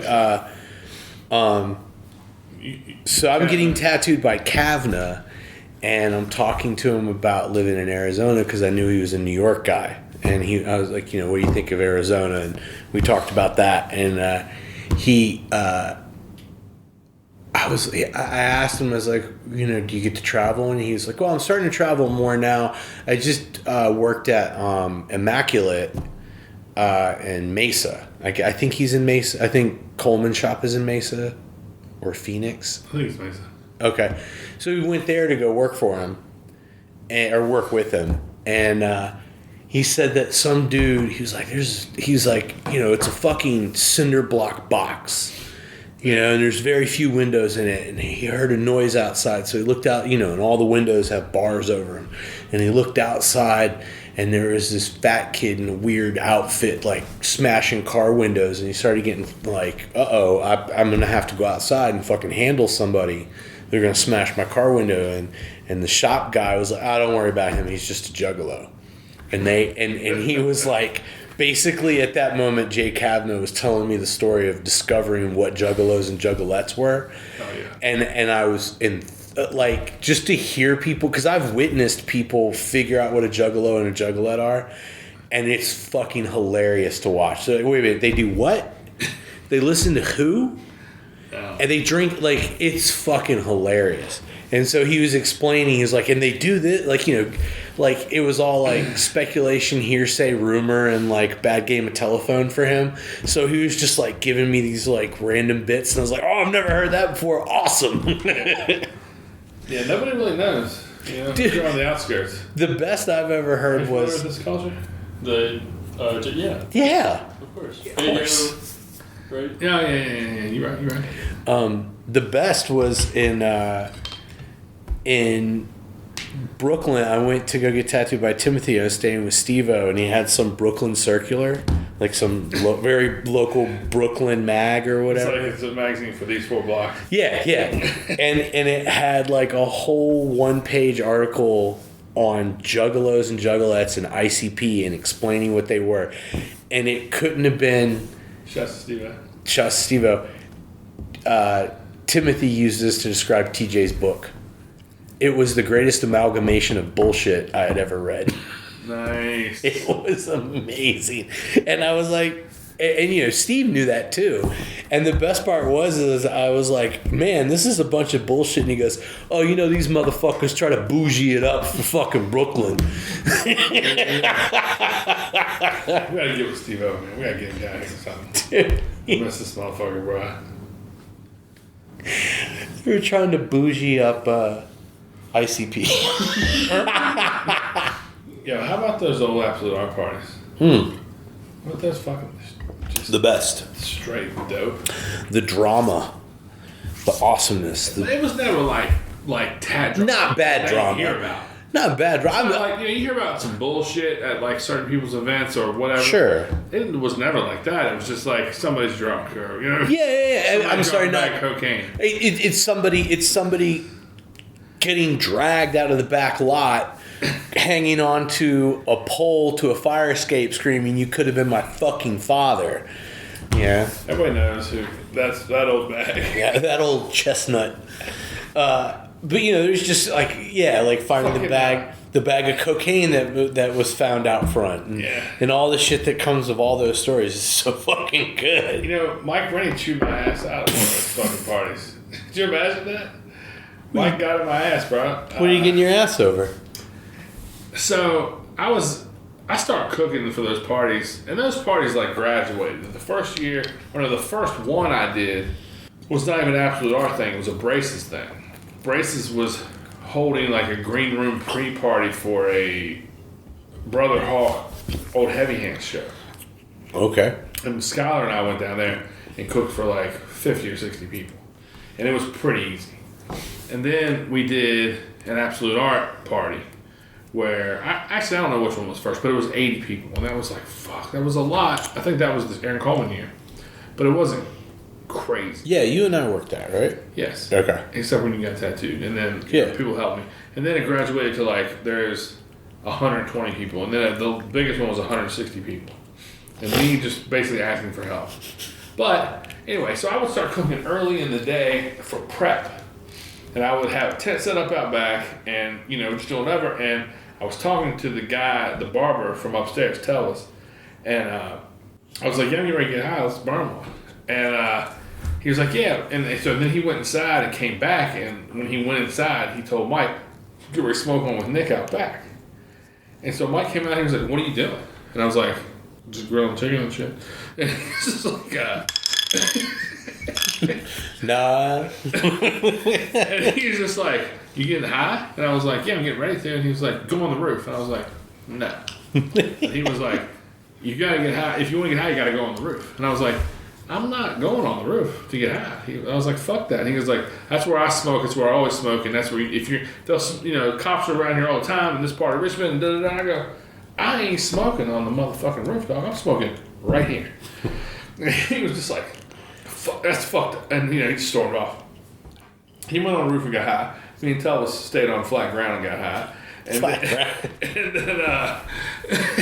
he came back there and he was like, you smell weed all through the alley. I was like, I don't know what to tell you, motherfucker. Get over it. You know what I'm saying? I'm smoking down here. I've always smoked down here. I'm going to keep smoking down here. And, of course, it was Mike. He didn't stay mad at me, but he just didn't want me blowing up the spot. Yeah. Which I understand. I was grilling at the same time. I was like, I don't know, man. But at the same time, it's also an alleyway in that part of Richmond. I think you're cool. But the same conversation we had 15 minutes ago. You're running a business. Yeah. You don't want cops showing up and be like, smells like reefer. And it was before shit was kind of cool. At any rate, shit was kind of cool. Shit's kind of cool right now. Yeah, it is definitely kind of cool. Perfect, but it's kind of cool.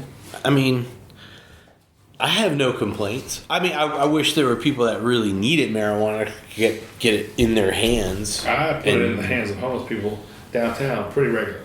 Yeah. It's been a lot of fun. And it not be expensive. Free is how they get it from me. Well, sure. But I'm not selling them nothing, dog. I'm just saying that, I think... Well, it's medicine and it should be available just like absolutely. Tylenol. Is that what you're trying to say? Yeah. But I was trying to tell my kid, like, for some people it's medicine, and for some people it's recreational, and for some people it's no good at all. Yeah. You know what I'm saying? It's like alcohol or anything else. It's like... Not for everybody. It's not for everybody. Some people use it to calm their anxiety and chill out or function, or maybe they convince themselves they need it to function. There's a lot of that, too. And some people use it recreationally. That's me. And then some people, like, don't like it at all and don't want to fucking go near it. And I get that. I get all of those. You know what I mean? Mm-hmm. You get a little distracted again? Stemming? Are you stemming? Yeah. I knew you were gonna like pounce on that. What's funny about it is like the explanation that you said your wife gave you was, I was like, what's this got to do with like stem, like a stem of a plant? Oh, stuff? yeah. Like I didn't even. And then of course my fucking adolescent drug mind goes, oh, stem. Like if I was crack, you probably. Smoke the stem. Put me in the stem, whatever. Mm-hmm. It's a hell of a line. I can't think of it perfectly right now. I can't think of it perfectly. Shouts to Hell Rel, yeah. You want to talk about Dipset at all? What do you want to talk about? I could talk about Dipset all day. Talk about Purple Hazy Album? I could talk about Purple Hazy Album all day. We've probably done that. Man, I don't know if you listened to, sorry to cut you off, any of our early podcasts, but we will play songs on our phone. Yeah, bro. We fucking pull up a song on my phone or on my computer down the street. Usually on the computer. Yeah. Put it close to this, play the song, rap the song while we and then talk about the song. It was so bad. But it was fun as a shit. motherfucker. Man, no, lately, like, the other day, randomly, I never listen to music outside of the shop. I like, normally... You listen to anything? Just sounds. TV, mostly. Just the... No, but like, in the sounds. car. Oh, no, I mean, I never drive very far. Yeah. I mean, like, You live super close to here. Yeah, I live close to anywhere I go. Like, I don't venture very far from my house. Yeah. If I have to go for a long ride, I'm normally like, I'm gonna put something on, and I normally turn it off and just sit in silence. My life is very noisy, but I just randomly, I don't know if I said this to you, I was like, man, I feel like drawing, I gotta make some money, and I put on fucking Griselda. And just I have these really nice, I had really nice headphones in my studio at home. I had those cranked up. It took you a while to get on board with that. Yo, it's straight up street. Oh yeah, Benny the Butcher. I fell in love with him the first time I heard him. He's the most accessible of the three of them. Sure. Like, lyrically, like his shit's like the most understandable. Mm-hmm. I like Conway shit a lot. Yeah, me too. Hard as fuck. And then Gunn, I'm like, okay with Gunn, but sometimes he's so like on his fly god shit that I don't even know what he's talking about. It just, his voice is just so like, I mean, he says wild shit. You can't knock what he's saying. He just sounds so young. But there's a couple times, but he's our age. Yeah, They're all in their 40s. Yeah. That's what's crazy. I mean, it took them forever to get rich. No, seriously. Like, you know what I'm saying? Like, sure. They've been rapping for a long time, but they got successful like 8 years ago. Yeah. 9 years ago. And they're holding it, which I respect, but you know. And it's just wild to think that they're, what? I don't know how far Buffalo is from New York City, but you would think there'd be some kind of syndicate or circuit where those two would be. Well, they're out in the cold. Literally. Yeah, I know it's cold as fuck in Buffalo, Yeah. but I mean, they're fucking gnarly. That song that I was playing when you walked in here, Dirty Needles. Mm-hmm. Yeah. They're Do gnarly. you listen to Griselda at all? I like West Side Gun. He's like, all the shit y'all talking, fuck y'all. Yeah. I just like that. Everybody loves Gunn. A lot of younger people like Gunn more, but he's also like more that guy. But I like It him. is gangster rap. It's not even nothing modern about it. I appreciate it. Yeah.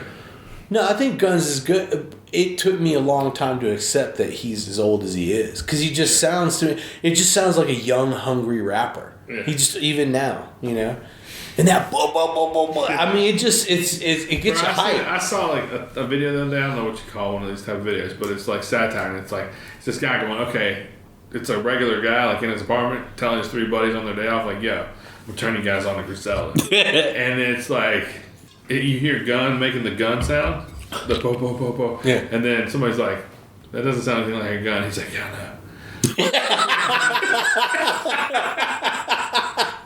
It's so fucking good. What about And then there's a lot, they build on that, obviously.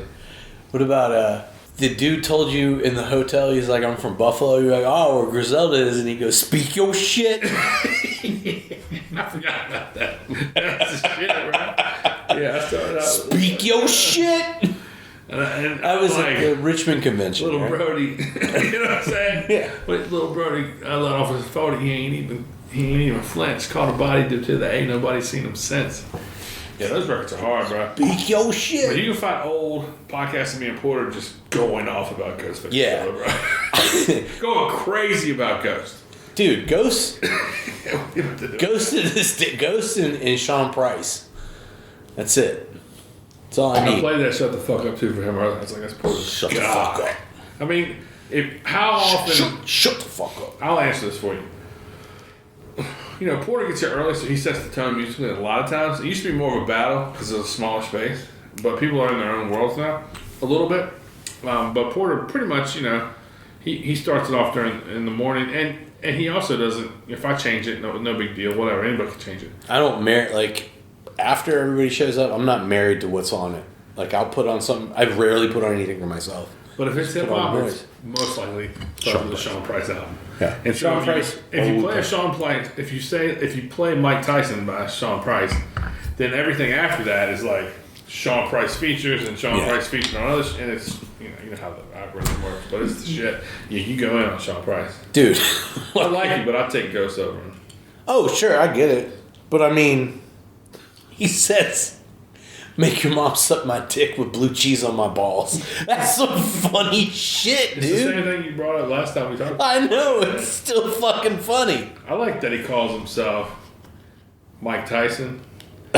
You know, like MIC Tyson. Yeah. I like that he calls himself Master P. The P being for Price. Yeah. You know, I like his. Sean I like monkey bars. Deception. Monkey bars. Yeah. You know, like I just like his use of words. He just But he just sounds like he's there to have fun and a good time and talk shit. he's also a spitter. Oh yeah. His shoes long.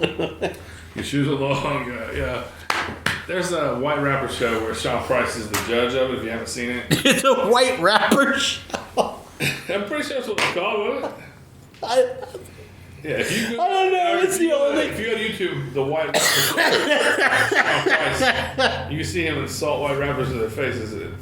Because that's the only thing I've ever seen is Sean Price. There's also really good Sean Price doing the weather. Oh yeah. Outside in New York, in the rain and shit, doing the weather with goggles on and shit. That's pretty amazing. Dude, he's if on you- an episode of Pawn Stars. Yeah. He's trying to Trying to sell. sell a potato that supposedly got thrown at Martin Luther King. I gotta run to the back. If Sean Price was still alive, oh fuck, he'd be like the best game show host or something like that. Oh my god. I see. I didn't know West Side Gun. All those guys. I thought they were young. Yeah, me too. But no, like they've been at it for a long time. Have you ever heard New York City rapper? Have you ever heard of Mayhem Loren? Yeah. Big Okay. Body Bez, Mayhem Marin. I knew that group. And then there was a guy I used to work here listening to, a dude named Illa G. He was alright. But I mean, I just haven't been listening to hip hop. I've been listening to a lot of like rock Yeah. and metal. How do you feel about Action Bronson then? Oh, I love Action Okay. Bronson. I like Action Bronson because he's like Sean Price, but just not like he does the same thing Sean Price does. Sean Price isn't going to tell you a story. Action Bronson isn't going to tell you a story. It's just one-liner after one-liner, which isn't a cheap. It's not cheap. You know, it's Sure. good shit. They're really good at what they do. And he makes me laugh, and he says, like, off-the-wall shit. Mm-hmm. But it's like, almost, it's like, it's good, but, oh, man, I have to say that he has an album called, like, when I heard the name of the album, Rare Chandeliers, I was like, God damn, that's a great fucking name. Yeah. Did you know that he's on an episode of, The Vice.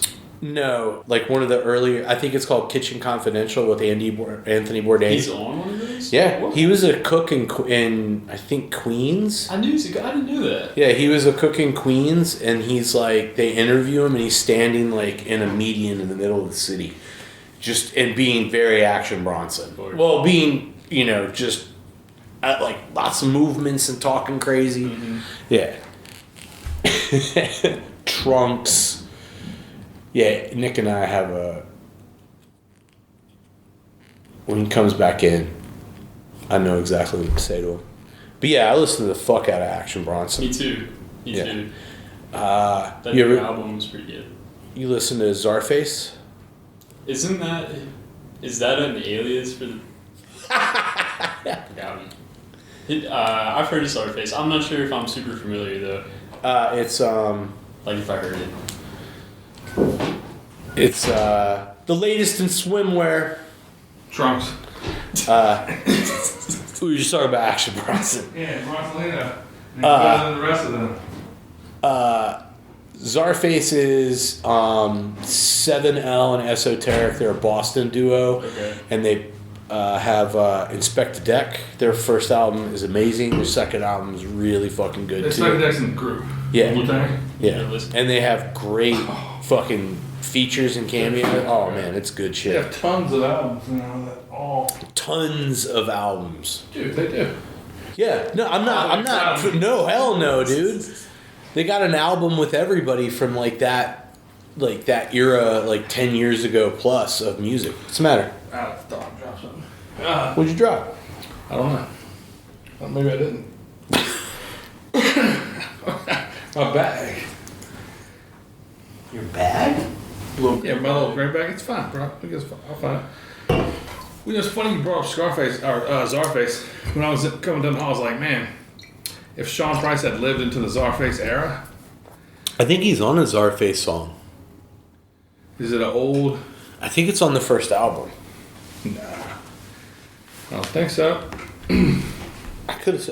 I might be But I mean, are we thinking sure of it's Action. not like an old song that he? You know what I mean? That they used. Shit that he recorded but they never put out or whatever. I don't think it's on that album. Okay. Their first album's called Czarface. Mm-hmm. Masterpiece. But there's other ones that like feature Ghostface, feature MF Doom, Oh, cool. feature a bunch of different cats, and That's probably where I heard him. Is MF Doom? I used to listen to him all the time. well, he's got a split album with them. Oh. They gotta watch. Huh? You're right. He passed away before Czarface hit their stride. Yeah. Oh, wow. I mean, I don't even know how I found it. I was listening to a Ghostface record or something on YouTube in my office down the street, and I saw the cover for it, and it looked like a comic book cover. I clicked on it, and it was that fucking "We don't air them out, we just air them out." Fucking MOP and Czarface. yeah. And I was like, "What is happening right now? What This is even available?" happening? And I wasn't aware. And then I found like the whole album, so I ordered the CD, and I called Porter in there and I go, "Sit down. We got to talk about something very serious right now." Right? Yeah, I'm sure I went. Yeah, you did. Yeah, how about talks we had in that fucking office down the street? Oh, Jesus Christ. Oh, man. I've died a lot of times in that room. But you rose like the Phoenix, Porter. Look at Oh, like the Phoenix. Yeah. Oh, man. Trying to think of anything else I've been listening to. I just haven't, like, heard hip-hop. I know it's out there. I just haven't heard a hip-hop tune in a while that, like, really made me, like, go nuts. I mean, I'm always hearing shit. The new Clips record's crazy. The Nas Oh, that's Premier is right. really good. It's not like what I wanted out of it, but who am I to say? What I was gonna say is Doug hit me last night with Bob Dylan doing "You Ain't Going Nowhere" by the Birds. Oh, shit. And I hadn't heard it, and it's from '71. Is it good? And I don't know if it might have been his song before it was that. I don't know what year that album came out, but I don't think it was that early. Could have been. It's great, but he changes the lyrics to it, which is also very cool. Like what he changes it to is fucking cool. But yeah, man, I find new shit around every corner. Like I'm endlessly so. Yeah, I've always been that way. I find stuff and don't really, like... I'll just let stuff play on Spotify or whatever, and I may save it somewhere, but sometimes I don't. Although, Instagram, I found... I can't remember his first name, but the Nash from Crosby, Stills, Nash and Young. Yeah. I found a tune by him that Old was Boy really Nash. good. Old Boy Nash? Yeah. Found a really good tune by him. How about let's take it back, dog. I nail that every time. By the way. I've had it for 4 years. First of all, you didn't request the Mighty Quinn the other night, which I was really thinking you were. Yeah, I didn't. Honestly, I thought about it, but I was like, this isn't the Mighty Quinn kind of place. They and then were as soon following as Jimmy's lead, dog. and then He as had to soon beat as down his ball. as soon as your man's was done, and the house music came up, I realized that was not the place. But that group of people that play that music are never there. They came there to see Jimmy O from the county over. I swear. From Oh Greene wow, County. cool. That's not our crowd, and that music never plays in there. Seriously. Wow. We never hear that. So it was like Republican country. You know what I mean? Like stars and bars and trucks and fucking, you know, it was like, Stadium country. yeah. It was, it was just blunt force trauma over the head. Like It was but it was super catchy also. Like, oh yeah. You know, this, I mean, I'm not knocking people for having their point of view.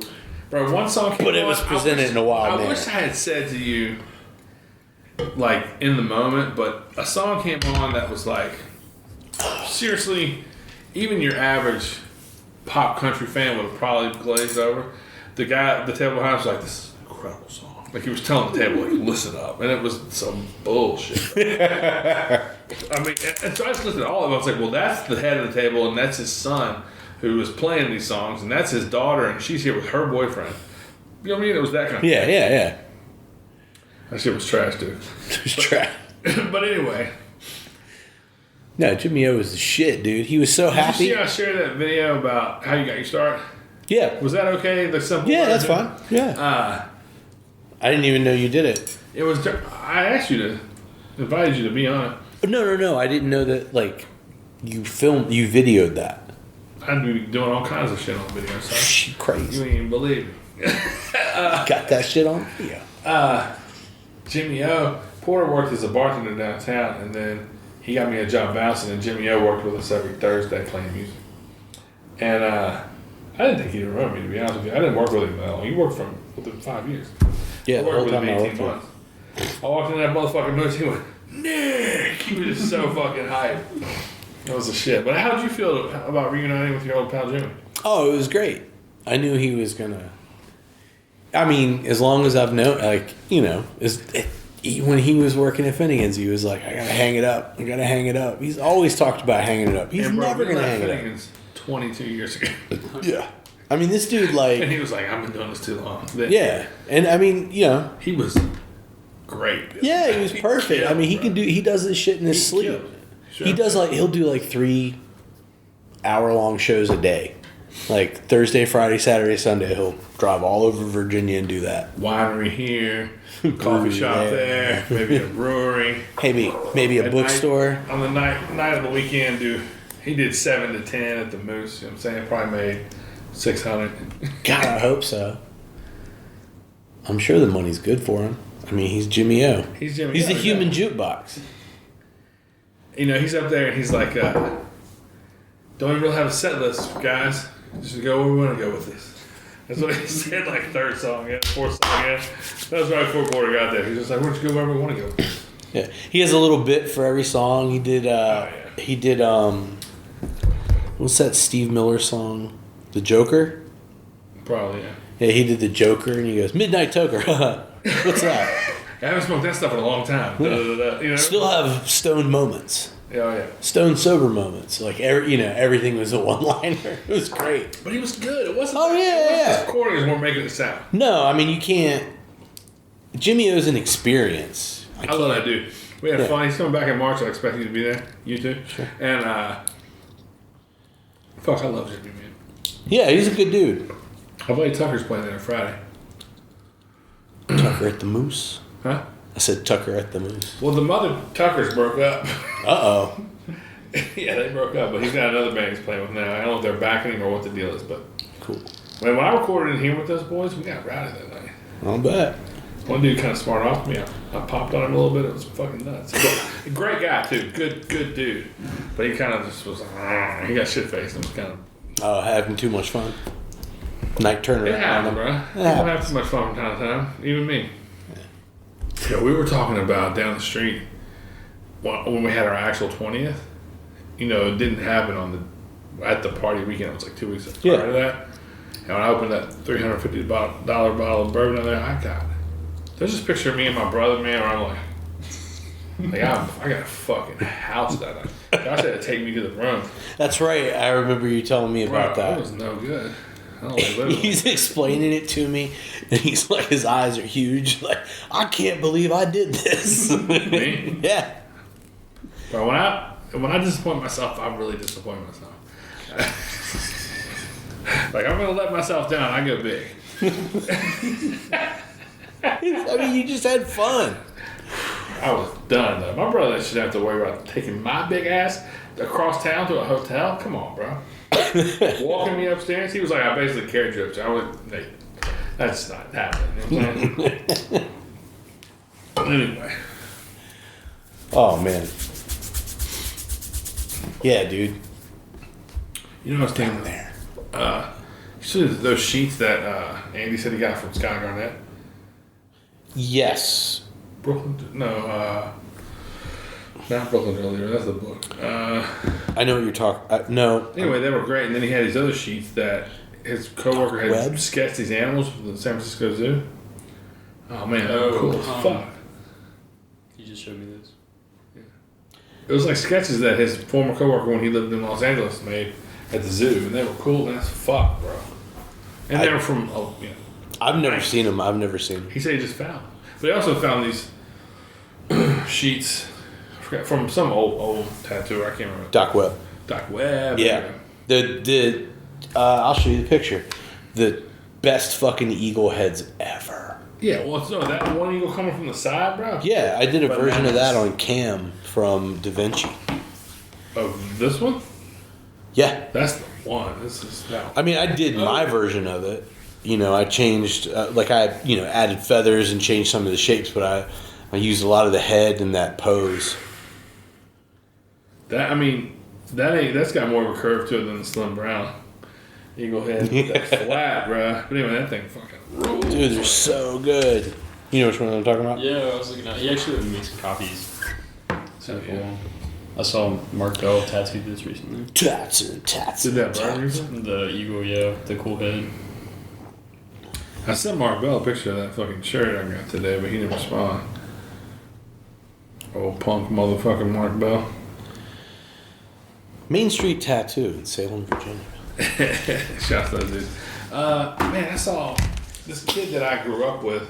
I went to school with him. He's not a tattoo guy. He's kind of a hippie guy. I saw on like Facebook from Clifton Forge the other day that him and his wife and their son all got tattooed by Tate. Nice. They got like 3 birds. We, Big Andy shouts to Tate, man. That's the homie. and I were talking earlier, and I was telling him how the last time I went to work there, Tate opened the door for me, and it just, I couldn't not say, I'm like, God damn, you look so much like your dad. He does. You just don't have his metabolism, you poor son of a bitch. That's great. I was about to say, he's a little thicker. Yeah. You know what I mean? And He's just, not as bald. His daddy bald. yeah, he's not far behind though. But he laughed. I mean, he just fucking like, I really like those guys. Tate rules, man. Yeah. He's the best Tasty dude. shit. It's hard. It's cool as fuck for me, and I can speak for Andrew. Like, known Tate since he was born, but me since he was about 3.5, 4 years old. You know, that's the first time I met him at Urban Tribe in downtown Roanoke. You know, 1 Campbell Avenue. Mark Bell had a shop on the corner. At that time, there was a fucking diner across the street, Star City Diner. That had like it wasn't like the big boy, but it was like a guy holding up. Oh, yeah, the flag yeah, thing. yeah. And it was like super fucking throwback. A motherfucker. That part of Roanoke at the time was old as fuck. He held that corner down like a motherfucker. What was I going to say? Fuck, I already forgot what it was. But, you I know, put in a full day on that Jesus. that's like my first time hanging out in the tattoo shop. And, you know, in retrospect, I'm like, oh, that was a real tattoo shop. But everyone was so young. Mm-hmm. Like Mark and Andy and Chris and Troy and whoever else was around, myself and Adam a little bit. They were young enough in the game where, like when you first started coming to Alley Cat, I don't know if that's what a tattoo shop was supposed to be. That's what the best we thought we could do. Oh, dude, like that was the way that place was laid out is like it was definitely a far cry cooler than anything I had been in a long time. But there was no like older guy. No. You know what I mean? Around us at Alley Cat or at Urban Tribe. That's Sure. my point. Yeah. So like we were taking cues from things that like me from Grizz, them from Danny, but also just doing what we wanted to do to some extent. And when I say we, I'm talking Alley Cat because with Mark Bell, I had no say so. He just had it. But the space that Mark Bell had was formerly a clothing store or something else, and so the ceiling in that motherfucker was painted. And it was like Houdini in chains. It was all black. The whole ceiling was black, but there was like Houdini in chains with flames around him. Like, you know, just the Yeah. picture. And then one of Coolio, like the The rapper? Yeah, with the braids, like full body Houdini over here, and then over there facing the other way was Coolio, like big bust of him though. Like Houdini was full body, and Coolio was like shoulders up, crazy braids. And as I went back, there was like other images. I can't remember what I was up there, but it was crazy, right? What? It was a fucking 150-year-old building in downtown Roanoke, and the ceiling was just white, and they just came in and painted black and then painted the shit over it. Whatever space was there before Mark. Sure, but So Mark just left it. did you ever get an explanation of why Coolio and Houdini? I mean, what explanation does it need, bro? They're both cool. They're both the shit. That would drive me insane. I would have to know why. And that one, I'm pretty sure it went further. I know it did. And there was other, but those are the two you can see from the gallery, like the main area where people were, with the waiting area, where there was flash and shit.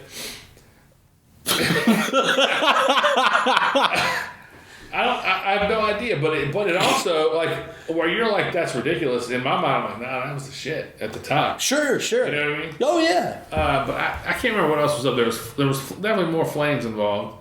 But just like you walk in and there's Houdini. Oh, that sounds really fucking cool and like very, because it's gonna look like sideshow style, right? You know, right. Like, hey, come check this out and you get a tattoo, blah blah blah, and then.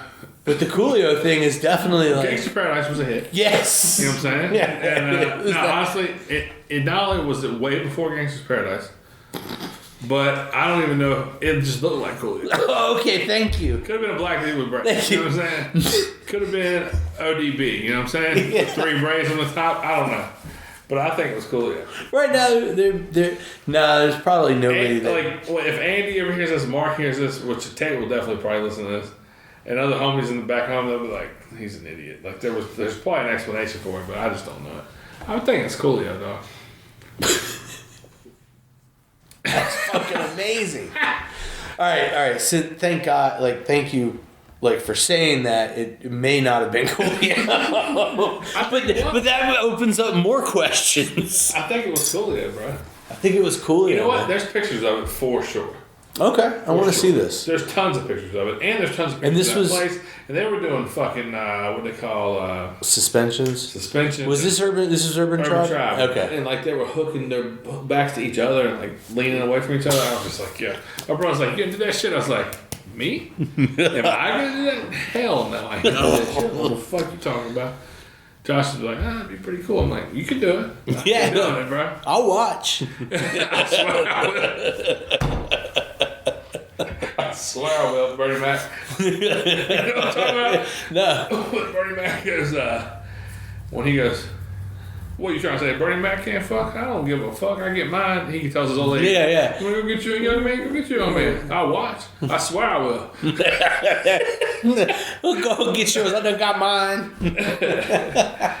But yeah, Urban Tribe, you know, we had downtown at Urban Tribe. We flipped our third quarters against the wall. Mm-hmm. It's the first place I ever did that sort of shit. I got my story with our man from Richmond, or he's from Roanoke, but from Red Clay River, Dan. Blevins? Dan Blevins. Yeah. Blevins. Yeah, Dan Blevins is the homie. He's in this band called Red Clay River. He lives in Richmond. He's a great guy. Does a lot of dope photography and stuff.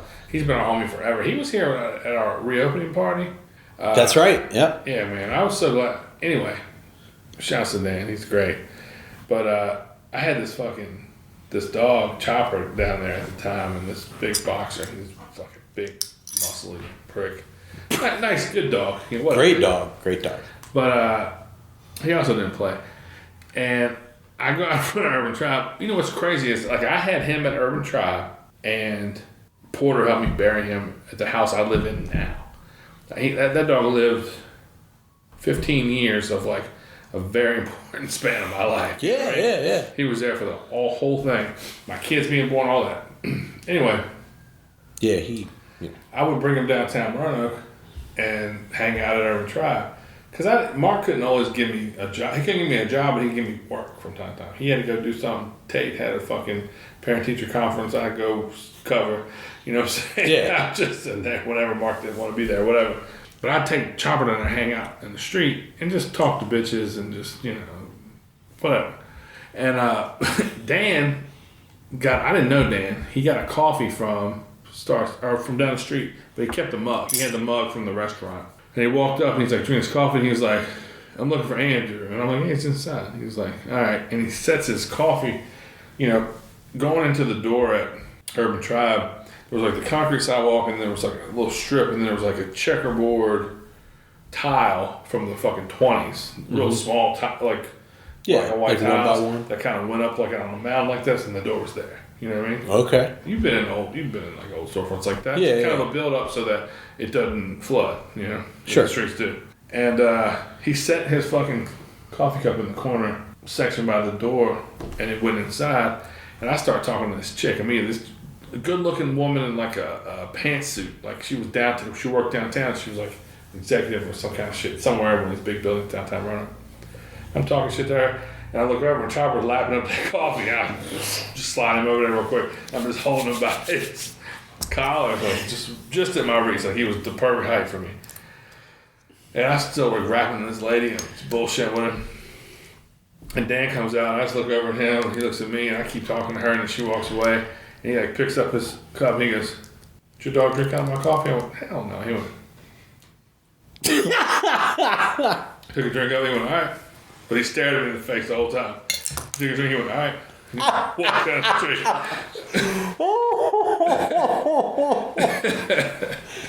I don't know Dan very well, but I could not see him doing that. He doesn't seem like the kind of guy that would be... He was young. He was a bit confrontational. Yeah. And with all, with all due respect, I was full of myself at the time. You know what I'm saying?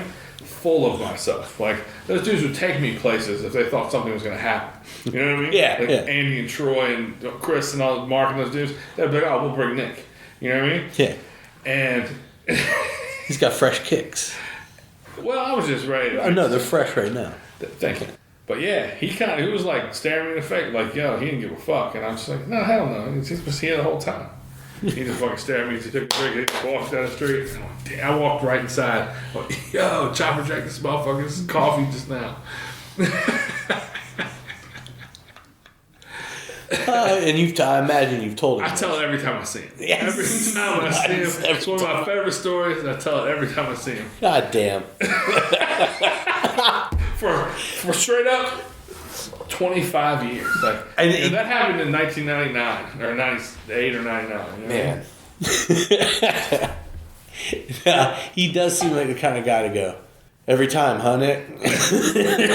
And I'll pull him in, and I'll look at everybody and go, I tell the story every time I see him, and then I'll tell him. Yeah. I'm predictable. What do you want from me? No, I just... Yo, how much did y'all love the story? It's a great story. It's a great story. Yeah, exactly. What do you want from me? Can't get enough. Is there a story I always tell on you? Oh, man. No, there's a lot of them. There's 20 of them. You just can't remember. Yeah, god damn. I mean... I'm trying to think of all, like, there's so many stories that we all know about each other. It's impossible to, like, pick one sometimes. Man, I was listening to a podcast, and there was comedians, and they were talking about how in the green room or backstage they have, like, their own language. And I'm like, me and you, Porter, and Jake's getting in there. Jake's getting in there. Me and you, Porter, like, we have our own, there's, like, a certain amount of movie references and song references that we make endlessly to one another. Mm-hmm. And nobody else would probably know what we're talking about at all. Yeah, I mean, put us in a... I mean, we were in that box for... We're lucky to have that, though. Yeah. Yeah. Like 18 years together. Like, yeah, Andy... I was trying to think this the other day. I wish Connor was here. I think he left for 2 years. A little less than 2 years. Something like that. Or was it more? I don't think... I feel like it was more. I feel like it was more. More than 2 years? Yeah, because I went through my apprenticeship in 2 years, and then... Yeah, but I bought the shop right before you started it. Right after you started it. And he came back. I don't know, maybe I'm wrong. No, I was... What year did you start? Oh, man, don't ask me that. I don't... I do know... You tell me, you're probably better than that. I do know that I still worked for Grizz when I asked him for a 50% raise. at For a 50% raise? no. So raise for 50%. Sorry, because I was trying to remember where we were at, and we were in Fiji Island. Right. Yeah, Christmas party. at a Christmas party. So that would have been. So you pulled Grizz aside and said, "Can I ask you a question?" Was I asked him that there? Did I ask him that there? I mean, no matter where you asked him, what was that like? That's what Oh, he said yeah. He was like, oh yeah. How hard was it to? It wasn't hard. I wouldn't. I was never around him. So he just so all of the shit that I never even got negative biker, not negative, but I never got biker. Troy though, you never got. No, Troy always was. I remember getting real mad when you got a vacation. Yeah. I had one. Yeah. I had worked for him for fucking years, and he never gave me a vacation. He's like, Porter, I know it's depressing, but he gets a vacation. And I was hot, bro. I was hot over that. Not at you, but just at the. I mean, you caught. Oh, I caught some of it. Caught, shrapnel. You know what I'm saying? Yeah. Oh yeah, I was collateral damage in there. Yeah. But I wasn't mad at you. You were mad. I was furious, man. Yeah. I worked for this motherfucker for years, full time, fucking 60 hours a week, and he never gave me nothing. And he's like, yeah, I know Porter's only been with him for fucking 5 months, but he can take 2 weeks off. And I was like, my fucking face melted. I couldn't fucking believe it. I just was, and we were kids, man. We were young. I mean, me and Porter the same age. We weren't 25 years old. Yeah. We were 22 or something. It was, I just couldn't. I'm like, this whole place survives because of me. You know what I mean? Anyway. So, yeah, I guess you had no trouble asking either one of them. They just knew you as the worker. Yeah. Well, I don't mean that negatively, but you were. Yeah, I tried to have a conversation about tattooing and just the act of tattooing with Grizz, and he just seemed so disinterested, and I was like, Grizz, not Grizz. Grizz. Sorry, Grizz. Just because there's a Grizz, you know. Yeah. But he just seemed so disinterested. I just kind of let it go, and I was like, oh, okay. And I realized later on, he didn't tattoo. He didn't care. He was just a businessman. Well, he tattooed for a long time, and he could have that conversation, but he wanted to pick what his contribution to that conversation would be. You know what I mean? If there was 4 tattooers talking and he was one of them, he would let everybody else say something, and then he would interject with a thing. He wasn't trying to. Oh no, this was one-on-one with him. Even that though, that's. He, with all due respect, he probably thought you weren't ready to have that conversation. Exactly. And so therefore he wasn't invested in that conversation. Exactly. I never took it in a negative manner. Even if it was him and fucking, him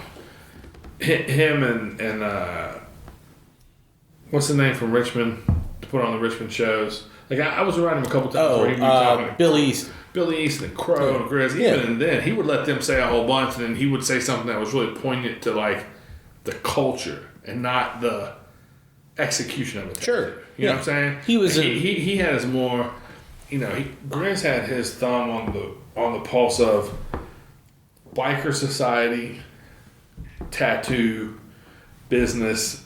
He would make he would make an educated statement. He wouldn't be talking about artistry or technique or how to even put a tattoo in, even though he could.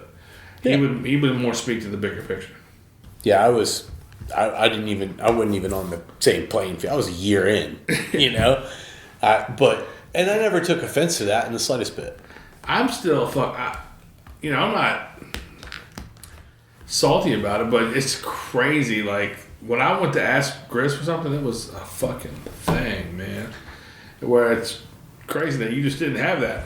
I just didn't. Same dude, but different experience. But you also had sat in the car with him for extended periods of time and heard him say and do things that let you know that I wouldn't have picked up on, but you picked up on that. I just never. It's just different.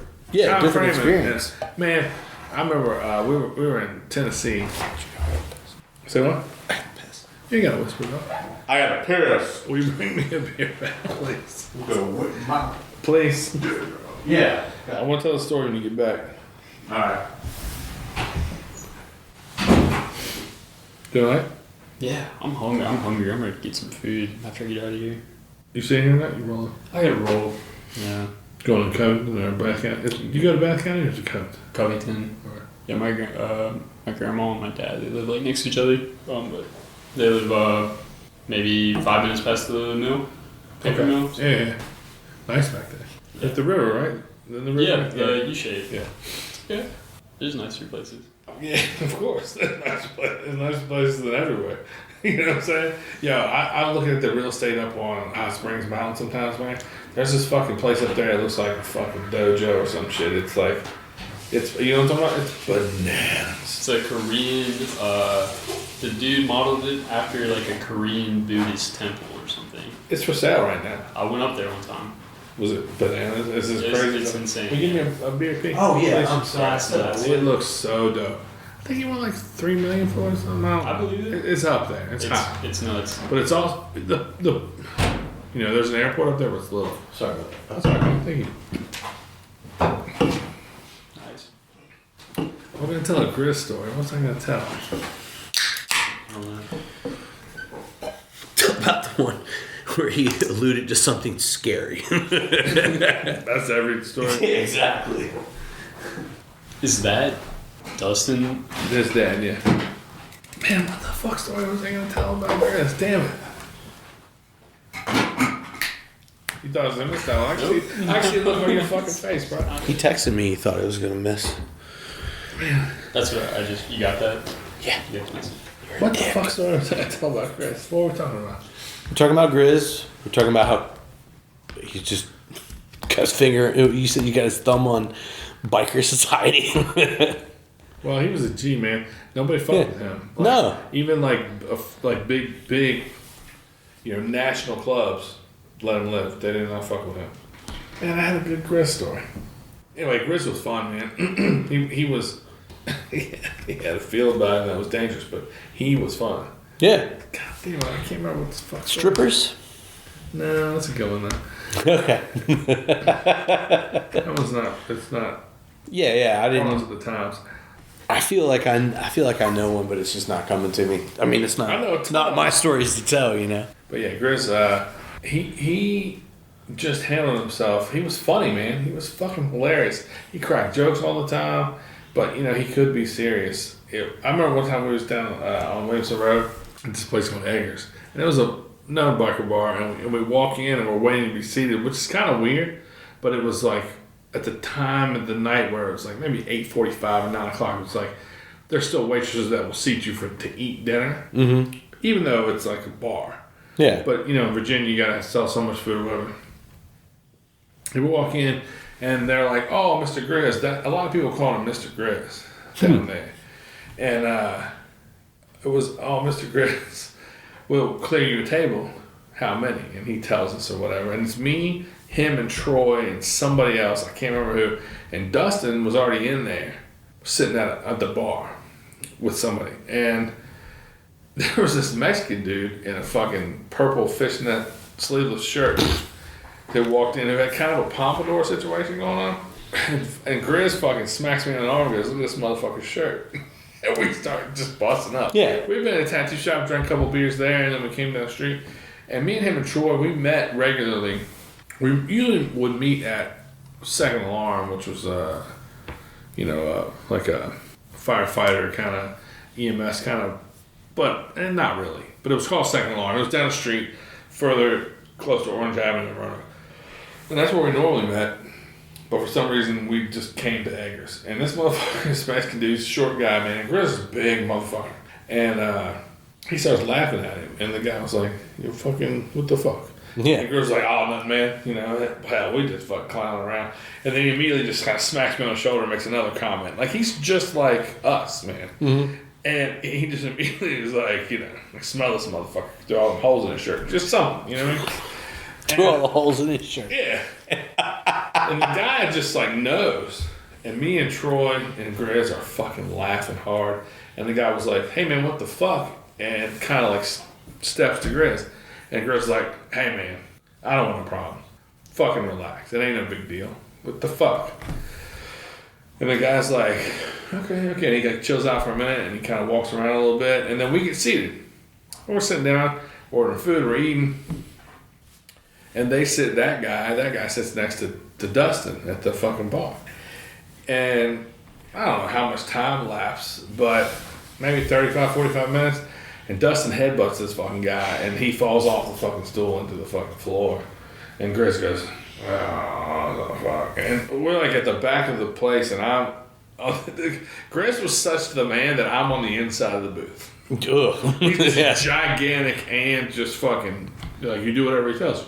You just sit down, I sit down. You know what I mean? And of course, he's only got like his right leg in the booth. He's really just like leaning out in the aisle. And, he sees Dustin headbutt this motherfucker, and the motherfucker falls, and Grizz goes, oh, hell.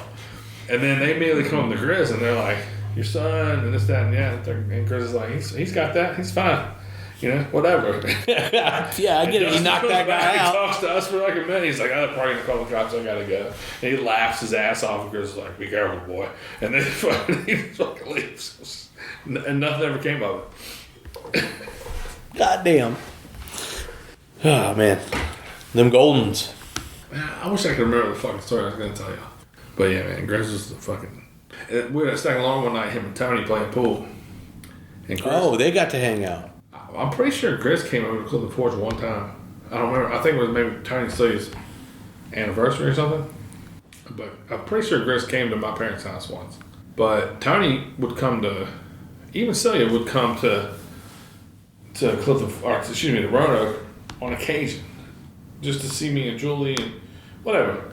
And they would even get rooms on Williamson Road, man. There's some fucking shady...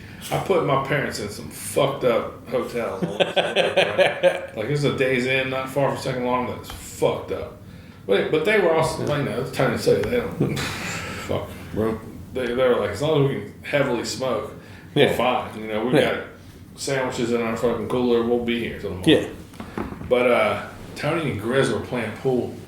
And I was just nervous, just by the energy in the room. These are two alphas. It's like watching two fucking silverbacks play pool. You're like, oh. And old man is way more likely to provoke Grizz than Grizz is to provoke Tony. But Grizz is way less likely to take any shit from Tony than Tony is to take from Grizz. Like, Tony would let somebody go a while. Mm-hmm. Grizz would not. Mm-hmm. And Tony would fuck with somebody, but Grizz would not. So I was just like, fuck, man. Just watching them just like move toward each other. They played 3 games, and they each won one, and then the third one they called because it went on and on and on and on and on. But I was just like, yes. Like, it's so fucking... I remember telling my mom, like, Mom, these two motherfuckers go at it, it's going to be bad. But they ended up chilling, and we ended up partying and having a lot of fun. We got fucked up that night on Williamson Road. Nice. Having Tony and Grizz in the same space was intimidating for me. Yeah, I bet that was like, I think that was more, like, that was kind of more the clouds partying for you than for anybody else. Yes. Well, neither one of them gave a fuck, you know what I mean? Yeah. They were literally ready. Man, I had a house in Southeast Roanoke, and I was sitting on the porch with Grizz one night. We had friends over and barbecue, and Troy grilled out back, and there was a handful of people there. Me and Grizz just sitting on my front porch. This was in like 98, 7, 8, something like that. And how old were we? Maybe I was born. Yeah. Maybe. You gave him the year and he was like, maybe I was born. And so this lady comes walking up the street. This dude comes walking up the street, and this fella comes off of his porch, and in the back of his truck he has like most of a tree, but it was dead. And so it like died standing up. Sure. At the base it was probably this big. And at the tip it was probably the size of this. But it was fucking 16 feet long. But it was old and hollow from having rotten. So it was just like imagine an elephant tusk but hollow. Yeah. That's basically that. And this motherfucker coming off his porch, picked up off the back of the truck and hit this motherfucker with it as they were walking up the street. And this motherfucker flew into the street. And Chris went, oh, goddamn. And I was just so excited, you know what I mean? And then just bedlam just broke out across the street. Like people coming out of 2 different houses screaming and hollering and shit. And Chris was like, give me a beer. Like it was fucking TV. You know what I mean? Yeah, man. Anyway, I fucking love that dude. Give me a beer. Hell yeah. So how long did you work at Alley Cat before I bought it? 2-year apprenticeship, and then maybe, I feel like 3 years. I feel like 3+. Because We opened in 2001. no, I said 3 years plus. No, I'm trying to figure out the. We opened in 2001, and Yeah. I think Josh and I bought it in 2005. Early. Yeah, so like I mean, May. how long did you said AC worked? How long? I think he left for 18 months. But how long did he work here before he left? I don't know. Like, I mean, not really much, right? 18 months. Like, he worked at Alley Cat and lived with me. And we rented that house in early 2002, February. By this next summer, he had left and lived downtown and opened his joint downtown. Like, he left, he moved out of my house, and then within 6 months of that, he quit Alley Cat. I think, I could be wrong. I don't know, I've had a couple drinks. Because, I mean, the easy, like if you Was he working there when you started? no, Okay. he was gone shortly before I started there. Yeah. I was there the night he got the night he left. Hanging out? Yeah, I was getting tattooed by him. He was tattooing Alec. Dallas was tattooing me. Okay. Yeah, I don't know how long it had to be, but you remember, like, you know, I started full time when Dallas left. But you apprenticed under him and blah, blah. Yeah, so when Dallas left, that was when I started full time. So, however long after that. I remember when Troy hired Dallas and Leon, I was fucking hot, bro. It's like, fuck these dudes. Fuck these fucking guys. Oh God, man, you and Dallas were fucking inseparable. Insufferable. We weren't inseparable at first. No. I kept him over there. You know what I mean? Oh yeah, I know. He did the same thing to me. But anyway, we ended up being all right. Yeah, my presence definitely united the two of you at Oh, times. come on, boy. They both told me Dustin and Dallas have been like, whatever Dallas, whatever Porter accuses us of, Nick did the same thing. But I don't think that's true. I think you weren't. I might have been. I mean, with Dustin, you can say that you didn't necessarily do the same thing. Sometimes I stay out of the way, Yeah. but I wasn't mean. I was hard on you, Sure. and I felt like you needed it, and you might have seen that as mean. But you also got a vacation before I did. And I've been part of the family for years. Collateral damage. I got jerked on that one, yeah. Call Troy, man. Yeah, he's at the gas pump, you know what I'm saying? Gas pump. You got anything else you want to do? You want to wrap it? Man, I can't think of anything else. Well, thank you so much for talking so much tattoo stuff. I love that Yeah. stuff, man. Sorry, I didn't last much longer, man. I started getting tired. And You did fine. Well, You did fine. word. You came down is what you did. Yeah, I came down. Jesus took it out of me today. Follow No License Bullshit on Instagram and all that. And Pete, tell them where to see your shit. Porter_electric on Instagram. You can catch me at Alley Cat Tattoo up on Red Hill. And in case you don't know, August 7th, 8th, and 9th, Shenandoah Rose, Alley Cat Tattoo, 25 years. Tell your mama now. I'm not the pimp of a John, I'm the Don Cornelius, ape raping the song. Fuck around and put two in your head. I fuck around and put two in your head. Yeah. Dump in the gut, raw from the kitty up. Dump in the gut, raw from the kitty up. Yup, dump in the gut, raw from the kitty up. Dump in the gut, raw from the kitty up. Yup, dump in the gut, raw from the kitty up. Dump in the gut, raw from the kitty up. Yup, dump in the gut, raw from the kitty up. Dump in the gut, raw from the kitty up.